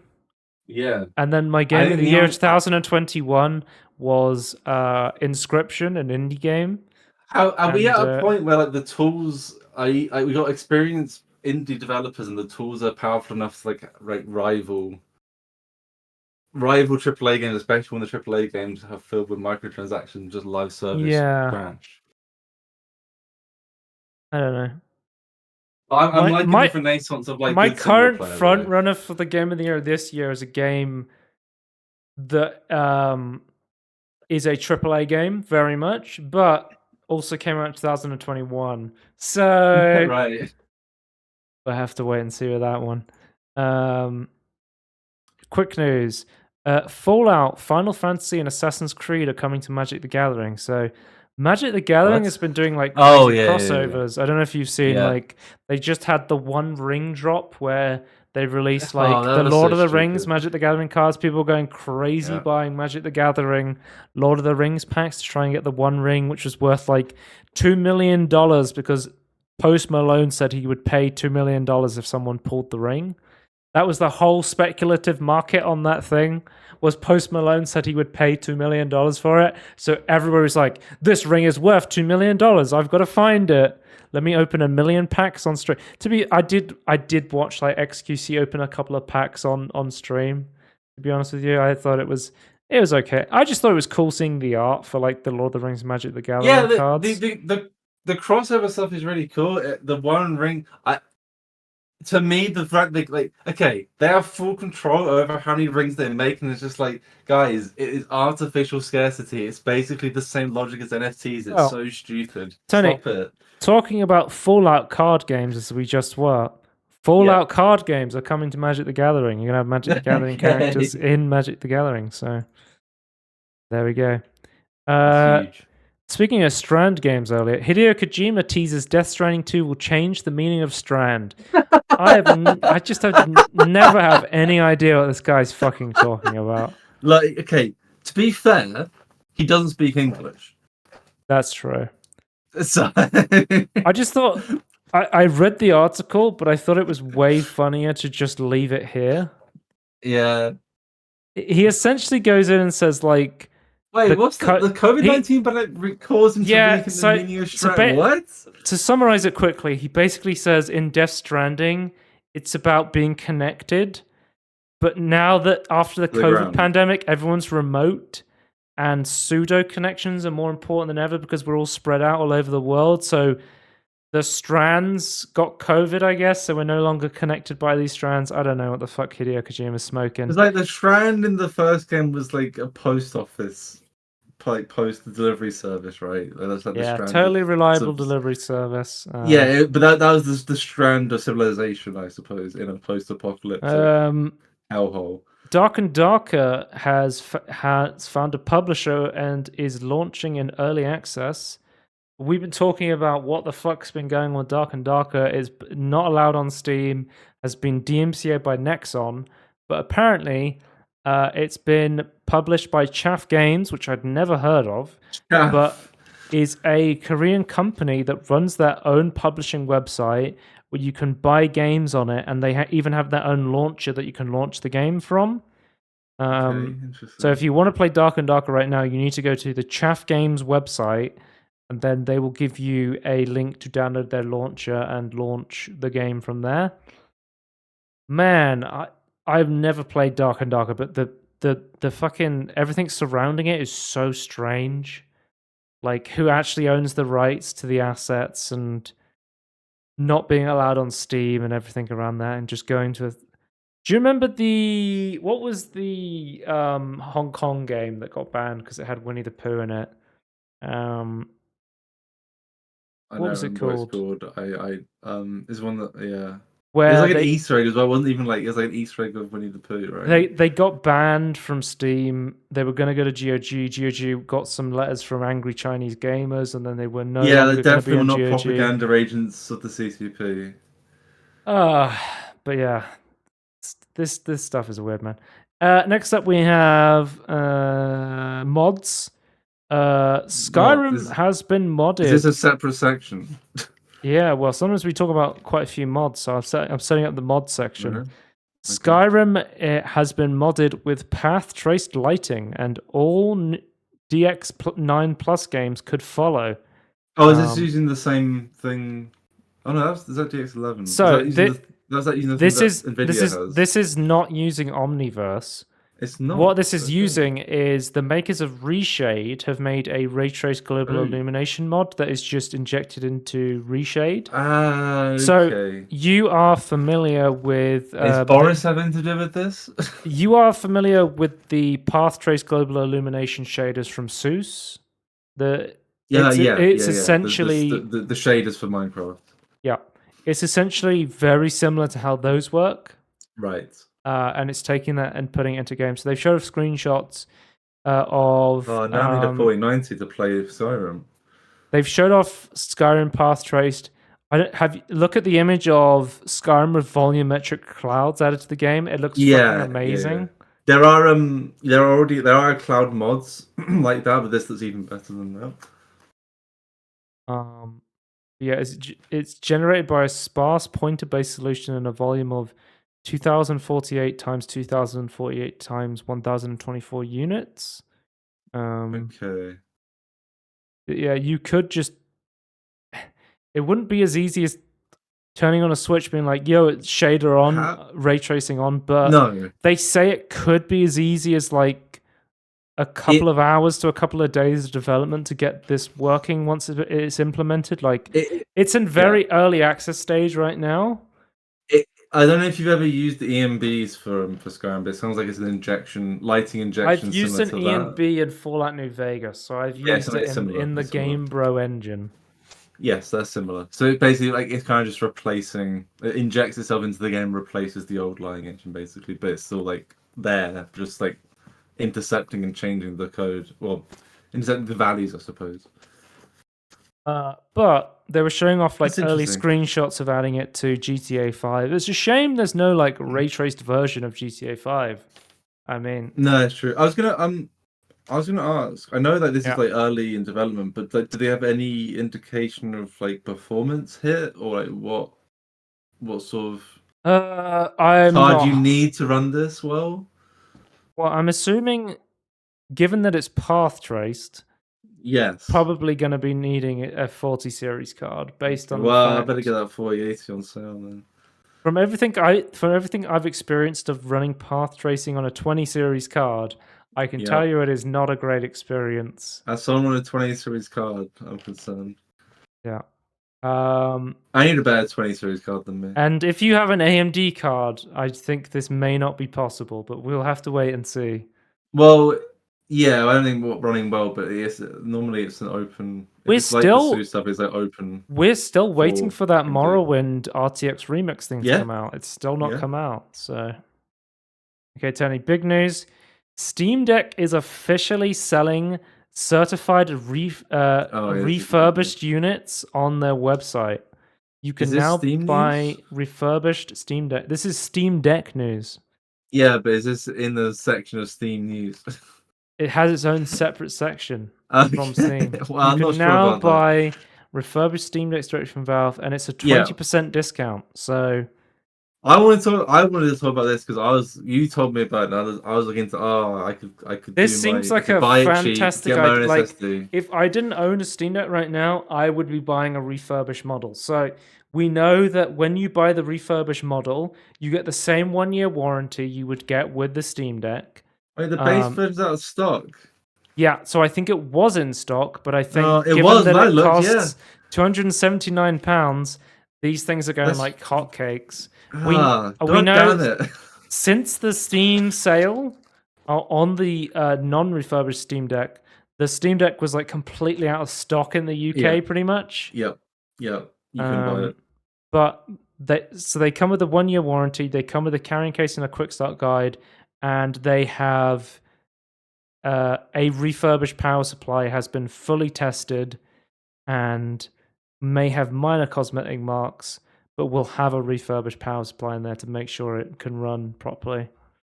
Which is cool to see. But yeah, Because I wanted to like tinker with the hardware. I wanted to like get Hall of Fame joysticks. I was like even considering looking into getting screen. Although there's no real screen replacements yet. There's like pre-orders, but not yeah, you actual could, products yet. if you were quicker, you could have got a I get it £280 Steam Deck, if I had bought it on slapped an Tuesday. SSD in there, and Yeah. then replaced the joysticks, and you would have, in my opinion, the best handheld gaming experience in the world. Yeah. I just want an OLED, man. Like, there's no OLED replacement yet. I know it's going to be difficult, but I want a mod, Well, I don't know. please. There's been a lot of rumors right now about the new Switch console that's coming out, the Yeah. Switch Pro or Yeah. whatever. And Yeah. based on the current rumors, it seems like they're scrapping the OLED and they're going back to LCD, Yeah. which is like such a shame to see. Do you think it's because of battery longevity, or like how long you can play the console for, I think it's just because they're going to or increase. cost? I think they're increasing resolution probably, and then Right. cost as well. I think it is purely like a my guess is they're gonna try and release another OLED model down the line once they've sold a bunch of base models to try The and double Pro dip. version of the Pro. Well, just like an OLED version, because they know they can Yeah. get away with it. Mhm. I think at this point they've realized they can't get away with reselling an entirely new library of games. They're gonna have to try and give Switch owners I don't know. It would be so fucking Nintendo for them to go, your Switch games no longer work. You have to buy all of your games again. Yeah. We're going to resell Super Mario Brothers again on the new Switch, and you have to buy it here again. And here's me with Yeah. my entire Steam library running Yeah. on my Steam Deck that I've On your already little purchased. card. And here's me Yeah. with my entire Nintendo library emulated on my Steam Deck. But yeah.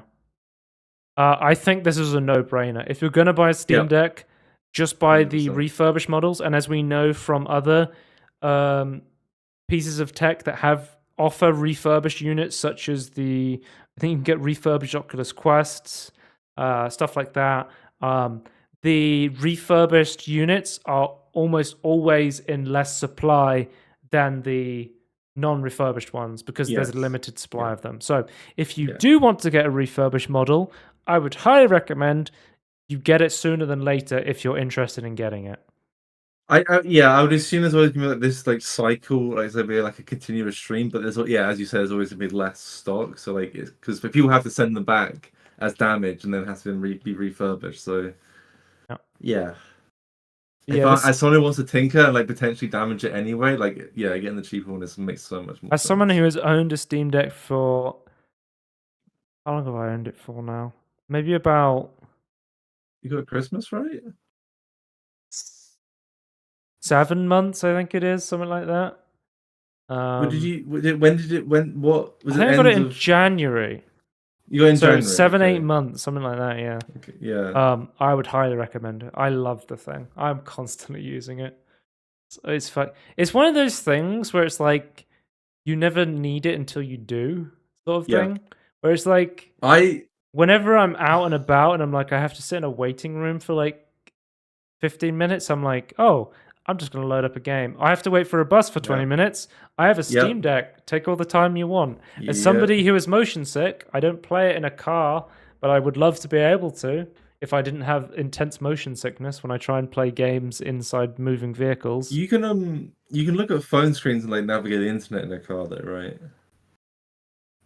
Yeah, I don't. I can't So, read. like you I don't can't have. read. I cannot read in a Okay. car. I like You if wrote we okay. I can do very simple stuff on a phone, but if I Like start quick. reading stuff, I will get really sick very quickly. But you were reading like Discord Very messages and things. briefly. Yeah.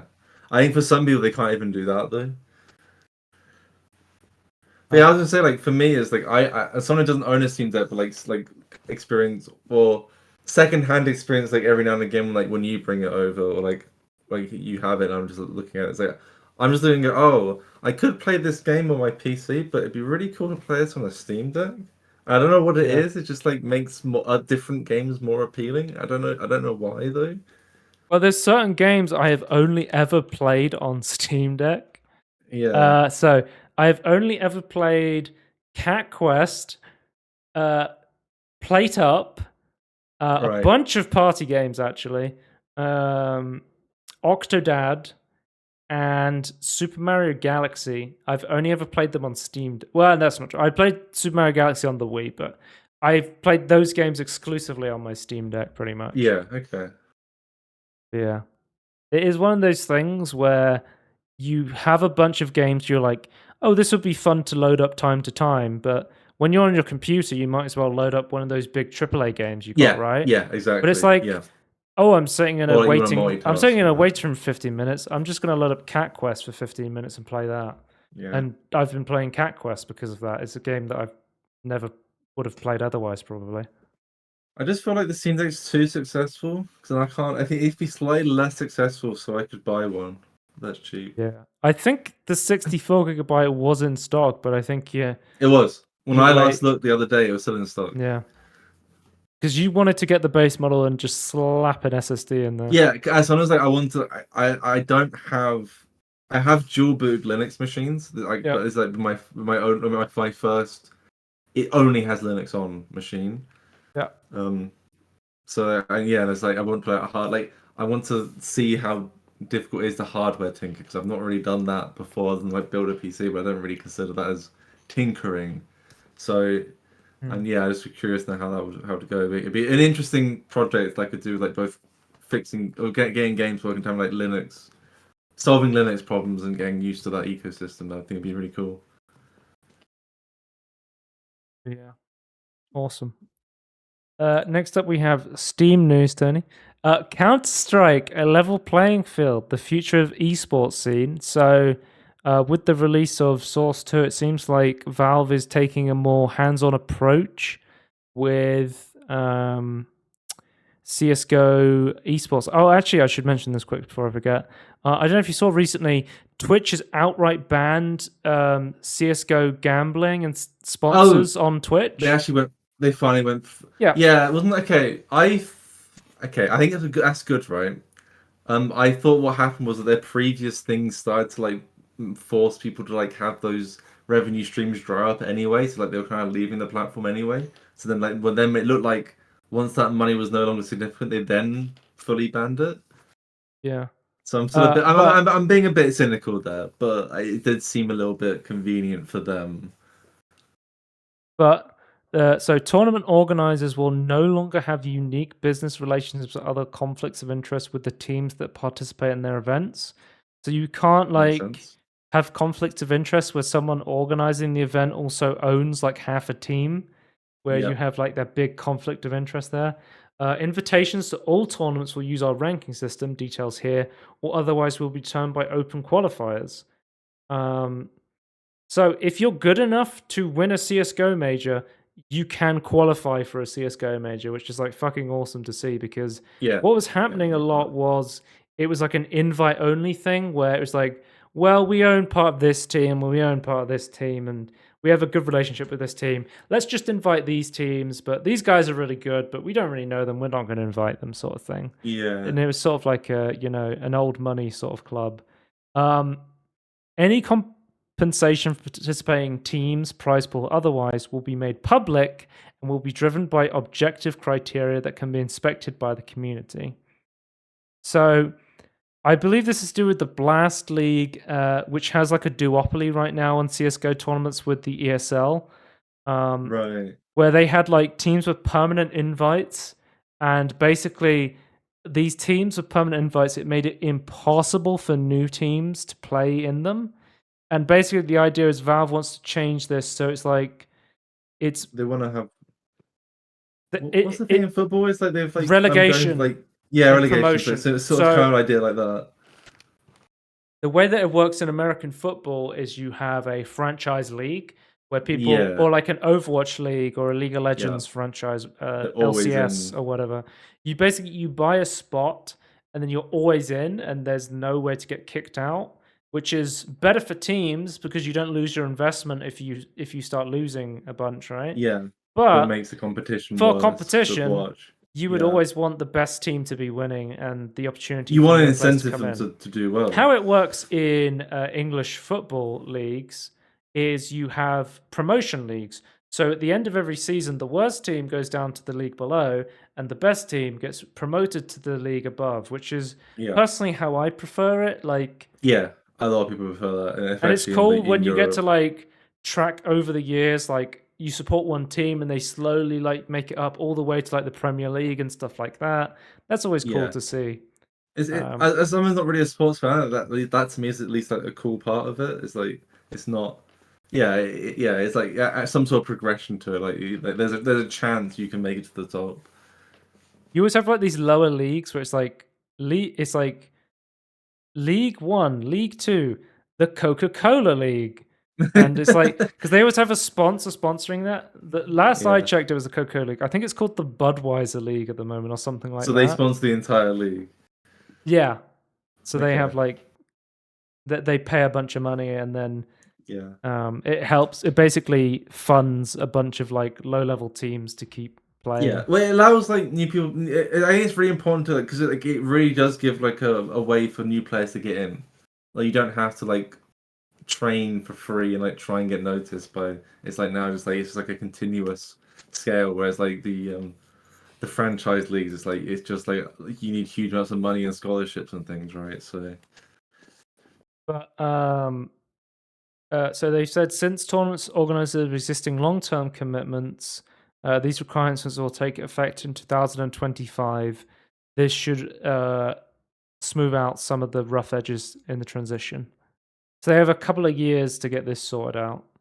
yeah, okay. So they actually give them time for like financial changes. I think that's fair. Next up, we have Valve lawyers have sent out emails to Dota 2 custom game creators asking them to stop all monetization by August 17th. This includes third-party payment methods, battle passes, subscription items, currency skins, and etc. So, in the Dota 2 arcade, there was a lot of people who've created their own custom game modes, which have their own gacha or battle pass in them using stolen workshop assets as a reward. Some devs have used Valve's past event game code and even put it into an arcade game and then just made it crazy pay to win. So you'll have someone create like these action games or like, like auto chess is super popular in the Dota third party and be like, oh, if you pay this premium subscription, we'll give you better roles in our Dota auto chess lobbies. You see this all the time in custom lobbies like TF2 custom lobbies where you can pay for VIP spots or whatever, right? I've seen people. I can't remember what it was. I think it was like a. I think it's entirely related. I don't think, but I think it was like a Counter-Strike thing. Was like he just paid for all the stupid stuff and was like abusing his power, but because he paid, he could bypass all like the community rules. So it's There's kind of like that. There's some videos about a guy who goes on Gmod and just trolls people and he just buys like the VIP package and then he just starts going around like randomly murdering people in like dark RP servers. And he's like, well, I got the VIP pass. I got the VIP pass. Yeah, so is it kind of like that? Where it's like pay to like very pay to win. As well as like using these stolen assets and stuff like that, they were also doing stuff like just botting their lobby, so they would always show up as like the featured game mode in the arcade. Right. So there's some scummy stuff going on in these like because it's half like should you be able to monetize something you didn't make / you do want to have a way to support modders and third party stuff sometimes. Because you could argue that they put it together and it's difficult. I think in premise I don't have a problem with it, but it's just then it gets abused. I think like a lot of Dota 2 players like they like the ideas of being able to support third-party creators through like donations or Patreon or something like that. a coffee support But page the or idea of Ko-fi having kind of like a stuff. battle pass or pay-to-win bullshit in the game Yeah, is not great. Like I don't like that sort of stuff. yeah, And doing like these scummy practices of stealing assets code or botting lobbies to make them appear first yeah, is yep. like super shit stuff. So yeah, I don't know. I think it's, How do you feel about this? Do you I think think it's a great Valve way made to the right go. decision? Yeah, I would say this, like, I mean, I think we should probably be talking about this more. Here's your day reminder that if you enjoyed a mod, maybe donate to the modder. Well, that was I'm I don't know if you I'm notorious for remember. not doing that. I made a video on my YouTube channel years ago when the paid mods came to Skyrim Yeah, in the yeah, Steam store, and I yeah, basically yeah, said, "This is dumb. Just yeah. add a donation button to the Steam Workshop. Yes, It would yeah, make way 100%. more sense. Because Allow, especially considering there's a Steam there's a Steam wallet thing, right? You could just yeah." attach it to that. Well, And Tony, I think the when point they I think had we paid should, mods, they were yeah, paying them in Steam Wallet funds. So they were yes, literally had a system set up so yeah. you could pay them in Steam Wallet I funds. think But now we have the point shop to give meaningless, worthless points to people for some yeah, reason. okay. Oh, but Well, you can react to comments with stickers the and emotes, jester can't you? emoji to say that they're a clown. Yeah. Yeah. I was gonna say like back then, like I think we talked about on the podcast, is like I feel like you have to understand once you start paying for something, even though it's just a mod, once you start paying for it, it becomes a product. You need like a robust reviewing system at that point, and I don't think we have a good system for that. I don't even think we have a good system for that, like with like in-game purchases, like microtransactions, let alone mods. Like if you're gonna do this, you have to treat it as like a full-blown product that needs like Yeah. testing and like refunds and Yeah. loads of stuff. Like Per- it wasn't work like that. Personally, I'm just not a fan of paid world mods. Like, I hate stuff where it's No, like, oh, here's a mod that I adds shaders to Minecraft or adds DLSS yeah 3 to I um, Jedi Fallen Order or whatever, but you have to pay to access it, and it's just like, yeah. I understand if And it was your you original know how good it content is, you made. or if you actually want it in your mod list, right? Like it's very difficult. I would much rather a donation system for that sort of stuff, Yeah. personally. But again, reminder: please donate if like I think maybe better systems to try and remind or like incentivize donation. I don't want Well, to like force people in donations, you but just donated friendly reminder to to donate. you donated for the lifetime Nexus mod downloads. Yes, The yeah. Nexus Premier thing. That's I that tried was to the to. service I provider. tried to for Nexus, Yeah. and then I didn't have enough money in my account, so I couldn't actually Oh go through no. with it. So I missed it. But I don't download mods from the Nexus No, that I often don't need it. anyway. You So don't need it. You don't need it. For me, it made sense though. But that's more for the service provider, which I yeah, think is like I know people. I know Nexus gets a lot of shit for certain things, like oh they're using people's mods for their support. I'm like, that's one way to look at it, sure, and I agree that's definitely a problem. But I they don't think that's the only way also to look at run it. the cost of running the servers that all the Yes, mods are hosted on. yes. The So reason why your mods are so accessible is because they've put huge amounts of money into the back end, and I think that cannot. You cannot say that's not there's something that's stuff valuable. like, well, speaking of talking about this email coming out from the export from Steam Database, the Steam Hmm. Database website has been ad-free since 2012 and completely runs on donation support. Yeah. Well, So kind of like Wikipedia, right? yeah, Yeah, which is I personally the things I've given money to the Swax sound pack because they were asking like it's technically for all the Swax. Like this is a Minecraft the texture pack. BD craft. I paid like four times the amount, so all four of us could like get access to it basically. I was like, okay, I felt good about that. So I still use the sound pack to this day. So I think it's very good. And also, I still use some every now and again. Some of the textures. It's like okay, at the time I was using Sfax all the time. And I've given I give Wikipedia like I think it's £4 now a year. It's like my rule is if I've used Wikipedia, I have to give them money when they ask. I know some people are like, oh, but Wikipedia is shit, and it's like, what are you using it? If you've used it, I don't think you can say it's shit. Um, yeah, I need to give more mods, or more money to like actual mods on the Nexus, not just to the Nexus itself. I think me paying for the lifetime service of their downloads to the Nexus was worth it. I think it's worth giving the money, but I think I need to give money to like actual some like really good modders out there. There's some like fantastic work for Skyrim mods at the The moment. So Microsoft news. Microsoft. Yeah, coming soon. You can now stream your Steam games directly. Stream your Xbox games. Directly to Discord. So if you're playing on the Series X and you want to, Oh, I see. So it's like um, with this Discord app yeah, and the. yeah. Okay, that's cool. Yeah, that's So fantastic. like, as somebody who is constantly playing games on PC, I'm always streaming my games to my friends on Discord, Yeah, and I'm even assuming I do it from time to time. if I had an Xbox, I would want to be streaming my game to my friends to be like, "Hey, I'm chatting, I'm playing with you, but here's what I'm playing if you want to watch and get involved with it as well." So Yeah, I think this is always a good idea. It seems like a really good feature to have. because people Um, own games like play games that you might not want to play, but you want to watch. Let's yeah, say, or they're playing a game where it's like very customizable, like Baldur's Gate 3. And it's like, oh, this is what I'm doing. It's like, yeah. yeah, it's nice to see. Like I streamed on Halloween, I streamed the Dark Pictures anthology, the Yeah. story-based games where you make choices, and I definitely don't kill all the characters accidentally. Next up, This year though, they're gonna survive. this actually I don't have the next Dark No, Pictures anthology game, so I'll have to you pick have to that up. replay the old one I know, to I do know. better. I'll have to pick up. So I don't have, because I have Man of Medan and Little Hope, but I don't have Yeah. House of Ashes or The Quarry or the new one they just released. Right? They just did. Oh, what's it called? They also did another Dark Picture game. Dark Okay. Picture. The last one I Games. remember was the Quarry. The Devil So and Me. okay. Devil and Me. Okay. Yeah, I think is the newest one. Was that this year? Or was that last They year? also do a VR game called Switchback VR, but it's like a PSVR exclusive. Right. So I've never played that. Next up, we have Microsoft Games Pass is being updated.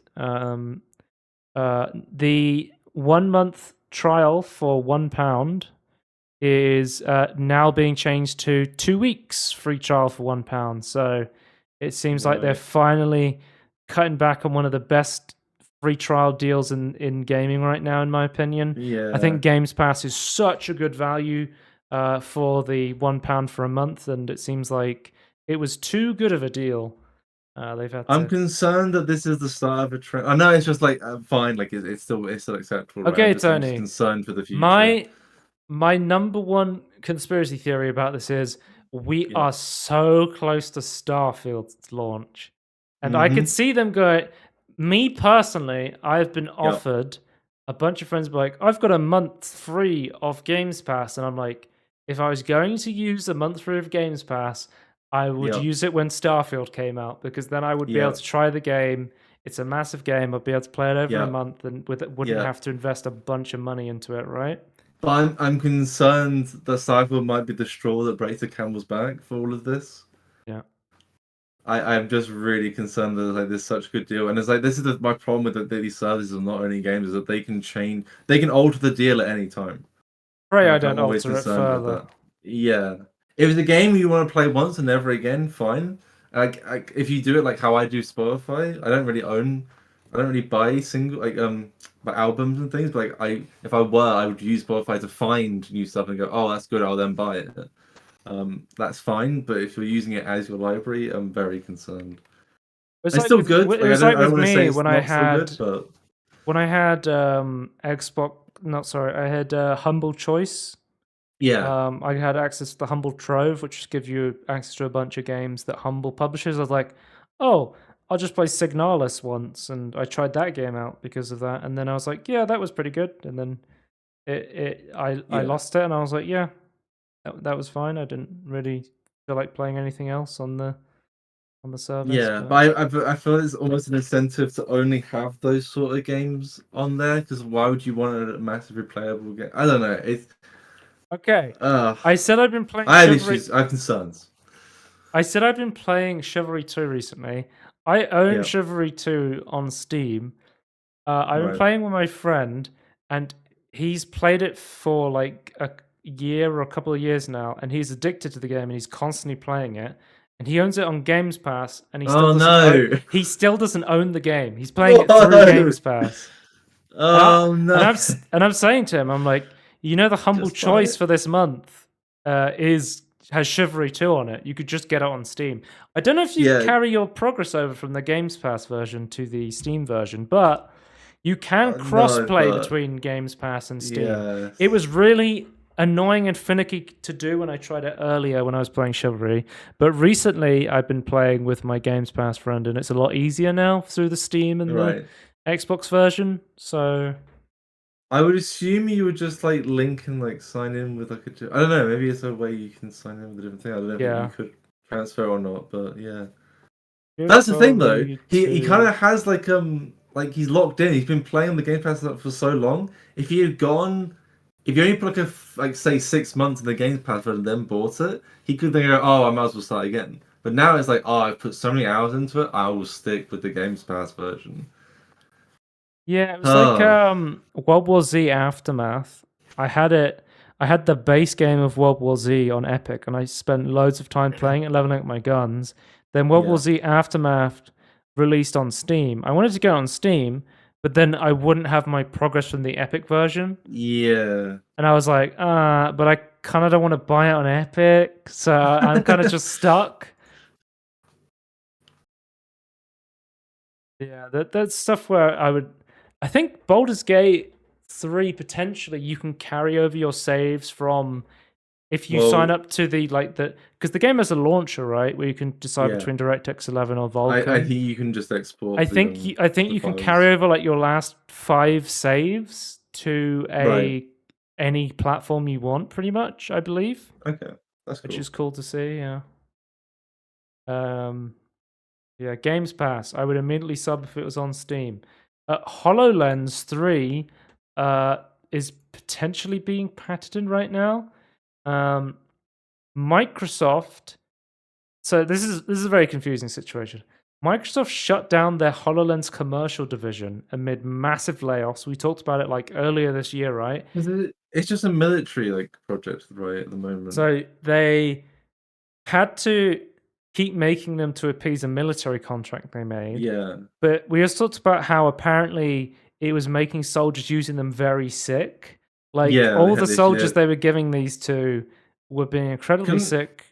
But I was just say before we get that, I've seen people saying like, why would the military even want this? I want to say now, like the idea, obviously, like you're saying down in this instance, but like the fighter pilots and like the jet fighters, like flying have some they have augmented vision.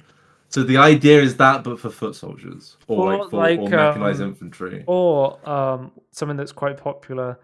First-person car racing or drone flying. I could see having military application, flying a drone through VR. But I believe in what we've seen, which I also think would make me feel very sick. So soldier, but I don't think that's. I think that you could sit down and just put it on for this. I think what we saw from Freedom of Information Act documents that this was more for like augmented, like more battlefield awareness, like connected to your unit and like other assets. So I think that's the idea. So if you want to continue, it's just that they were shutting down. They had military contracts. They're making soldiers sick. Then the Vision Pro was announced, and Microsoft announced plans to move the HoloLens 2, the last commercial headset, over to Windows 11, and they've now delivered on that promise with the release of version 23H1 of Windows. So they've moved HoloLens 2 over to Windows 11. They're still like sort of supporting it. And from these patterns, it seems like they're trying to make like a lighter weight, more commercial budget version of the... We could potentially see another HoloLens commercial product come out. This could just be a patent for the sake of making a patent. We'll have to wait and see. But it always like boggles my mind that the PlayStation 5 had the PSVR as its VR solution to play VR games there, but the Xbox Series X and S, they never ported the HoloLens over to the Xbox despite having this VR technology. I don't understand why they just never made it available on the Xbox. Is it maybe because they had issues solving certain problems? I don't know. But at the same time, would you not then look at the rest of the industry and see how they solve problems? Yeah, I don't know. Like, you'd have thought that it made sense to I have wonder something. if it's just fortunate timing or they genuinely saw the Yeah. Vision Pro from Apple and they went, "Oh, people are interested in VR again. Let's actually try this I thing again."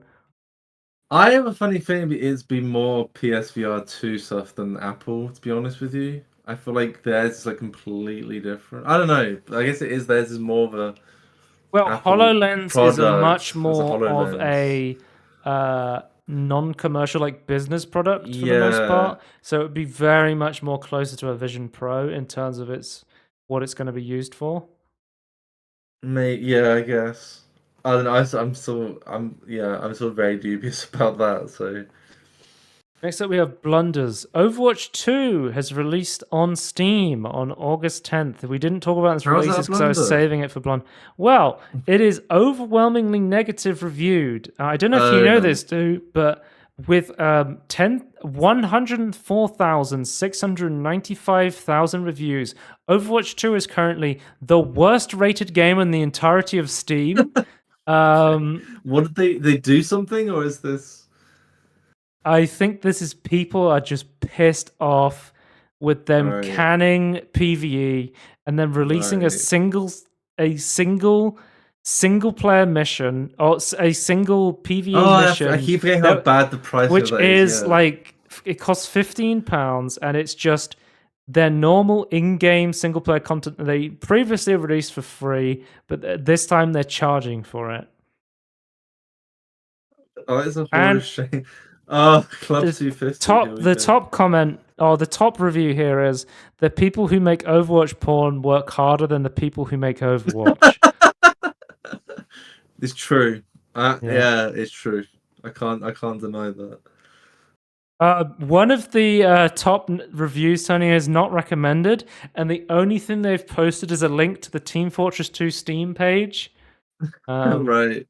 I just found it really funny when Overwatch 2 came out, and so many of my friends who'd never would have played Overwatch 1 played it because it was free to play. And they're like, Yeah. "Oh yeah, I quite like playing this team-based shooter." And I was like, and for years I could not get them to play TF2, and I'm like, "You've Yeah. got to try TF2 if you like Overwatch 2. Just play." Like TF2 has got to be one of the most positively reviewed games on Steam, right? Yeah. So But they it's still been played. So I like the ASCII of someone taking a dump. That's my favorite yeah. review. But yeah, Overwatch 2. Honestly, I don't think it's the worst game on Steam, but I think No, it is. but a lot of players People playing are it and they're just disappointed. pissed off with. I say this every year. Um, I always say. I think the thing is, right? Blizzard historically made amazing games, right? Yes. I am as a kid, I was a huge Blizzard fan, and I think Blizzard still makes really good games, but they just always fuck them up with monetization. They always fuck them up with awful updates. I think like on the surface, Overwatch 2 and Diablo 4 are really fun games, but Yeah. Blizzard just has no fucking idea what to do with them, and they just completely mess them up, and they don't seem to have the resources to be able to handle the player base for those games. I don't know, man. Yeah. Speaking of blunders, Red Dead Redemption is Oh yeah, here releasing we go. on Switch. This is the Rockstar section, actually, Tony. Yes. But it's kind of a blunder? Question mark. I think it is a blunder. Yeah. They're porting the original Red Dead Redemption to Switch and PS4, but not to PC. So Yeah. I remember having a conversation. Oh god, when did this game come out? Like 15 years ago? Yeah, 2009. When did this game come out? 2010. So 13 years 10. ago. Okay. I had a conversation with my friend, and basically he was saying like, "Oh, I just got the new Red Dead Redemption game on Xbox 360. It's really cool. You should pick it up." And he said, "I'm just going to wait for it to come out on PC." I mean, they've released all the Manhunt games on PC. They've released all the GTA games on PC, They've just released. Yeah. They've released the Bully games on PC. I'll just I wait for the have PC release of Red Dead I have Redemption. also been waiting for Red Dead on PC. And as somebody who played it on the Xbox 360, it's a fucking awesome game. Why is Yeah. it not available on PC? I've never owned an Xbox, so I don't be able to ununderstandable. play it. But yeah. Here we are. So Current it's year. August 17th. It's coming. It's not a remaster or a remake or anything like No. that. It is the original game ported to Switch and PS4. I wonder how it's going to run on the Switch. I guess 900p 30 docked and then 720p 30 handheld probably. Yeah. The Switch should be able to run that, I think. I think isn't even the PS4 version capped at 30? So, why As am far I as we upset can about tell. this? There is no PC edition of Red Dead Redemption. No. Which is at disappointing. all. Right. You can play Red Dead Redemption on the Xbox Series X through FPS boost. Yeah. Which is ups like the resolution. Up to 4K. Yeah. Yeah, but it's still running at 30 FPS, I believe. They Okay. haven't touched the frame rate, I believe. But Tony, I don't know if you know this, but there's an emulator of the Xbox 360 and the PS3. The Xbox 360 emulator Xenia and the Xbox and the PS3 emulator RPCS3 can emulate the Red Dead Redemption at 4K 60 FPS on PC. Why can't we? If we can emulate it in 4K 60, why can't we have a PC port with a unlocked frame rate and resolution target? Yeah. I think the other stupid thing is the price, right? Like how much they're charging. Yeah, so for they're this. charging. I think it's what 50 pounds. Yeah, It's $50. it's definitely $50. Right? I don't know what it is in pounds. Let's have a look. I'll click on the page. It might be £45. Available to pre-order. £40. Yeah. 40. Okay. So it's going to cost £40. But it's going back to, I know like if it's for different platforms, but going back to like playing like the boosted Xbox Series version. Like obviously you need to own the original Xbox version, right? But you can buy, I think on Amazon for $29 the Game of the Year edition with all the DLC. So if you own an Xbox, you can buy a much better version of this for less money. So why is this annoying as well? There's still no next gen versions of Red Dead Redemption 2 for the PS5 or the Xbox Series X. So if you want to play Red Dead Redemption 2 on your next generation console, you have to play it in like 30 FPS still. There's no like 60 FPS version like the next gen version of GTA 5 that came out in the past couple of years. So what? Yeah. Okay. This is why. I kind of wanted to. I kind of want to talk about this a little bit because like I have respect for the people who are porting it. So for those who don't know, 011 are the porters of Prison Architect to console. I never heard of them. They're just they're mostly a support studio, right? They port games to other systems. But Introversion, who used to own Prison Architect, they really enjoyed because they completely changed the UI to make it work because it was Prison Architect was a very PC game, right? So they completely changed the UI. So they have user experience, UX knowledge of what to do and things. They had they wanted to add certain stuff and I think the Introversion people backported some of the updates they added to the console to the PC version even, and then so eventually they were the one that took on development for Prison Architect on PC and console eventually, and then published through Paradox. So I think they're a good team. So what I'm hoping is that they've been underfunded in a rush to do this, and hopefully this is the first of. Well, we saw more stuff things they to come. wanted to do. There was rumors they wanted to do a Red Dead remaster, a Bully remaster, and get those games out. They released the GTA trilogy from Grove Street Games, right? And it absolutely tanked the public perception of Rockstar because they were lazy AI upscale mobile ports. Yes. which ran worse in some But places than the reverse engineered, I, silent but also the thing patches. is, like the developer who like ported the GTA stuff. I don't like looking at their back catalog. I don't really have much faith in them. I'm hoping. I don't think it's okay. Tony, here's also. You remember when Mark Zuckerberg came on the screen and announced that GTA San Andreas was going to be ported to the Oculus Quest? Where's that? Yeah, I When's don't that know. coming out? Okay, this might be copium, but I'm hoping like because it's Double 11, like this is like the initial release is just have it ported. This is exactly the same game with the one DLC. It's not even all the DLCs. No multiplayer. It's just a basic port to actually run on these consoles. Which Yeah. yes is like from like a feature just like listing this as a bullet point sounds easy, but I reckon it's more annoying than that to actually port over. I don't know though. I'm not a developer, like a Well, console developer in any way. I don't know the ins and outs, but I don't think it's as they easy as were some they people were think it asked is. about the price, and I think it was Take Yeah, Two oh was yeah, asked about the that's so price, stupid. and they basically just Yeah. said, "Yeah, this is within market conditions. This is what the market will pay for it." And I guess If if the market does pay for it, I guess that's what the market will pay for it. well, But my apart from advice Amazon, you get £30, but My yeah, advice to you would be when this game gets ported to Switch and PS4, vote with your wallet. Don't buy it. don't buy it. Don't. Yeah, I'm hoping that they will But update Tony, it later with more stuff, but I have no confidence in that, and the it price is still too much. It needs to be it $30. if you want to play if you want to play Red Dead Redemption on a Yeah. portable console, this is your Oh, best okay. bet. Yeah. So, Xenia and RPCS3, right, are Yeah. super heavy. I don't think you'd be able to run them satisfactory on a Steam Deck. No, that's a Like, problem.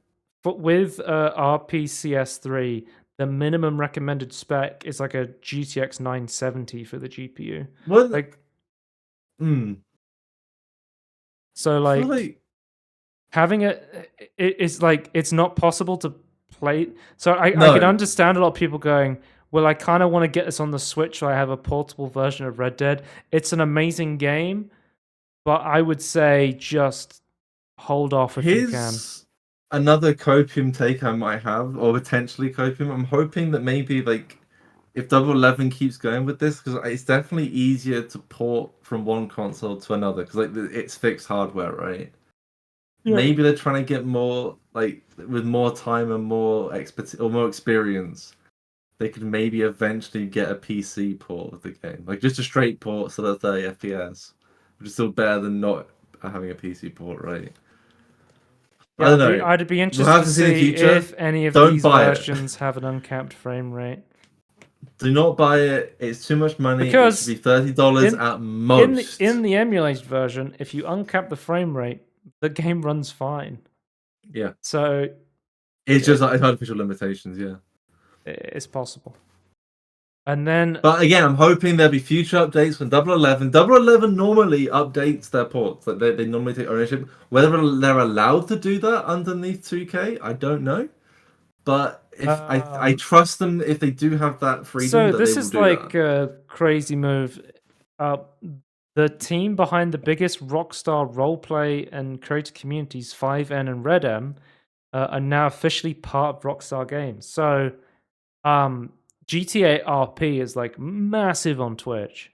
Like people love that sort of stuff. It's insanely popular, and it is through these third-party, unofficial, modded GTA 5 lobbies that people are able to play through this. Like NoPixel is like one of the biggest servers where lots of streamers go on and play these sort of things, and it's insanely popular, and it's something that's been keeping people buying copies of GTA 5. People keep buying it because they want to play on these roleplay servers, and it seems like Well, Rockstar has seen this and they've been like, maybe we should implement this into the game, maybe. I mean, it is a strange turn of events considering in 2015 they sent private investigators to shut down modders.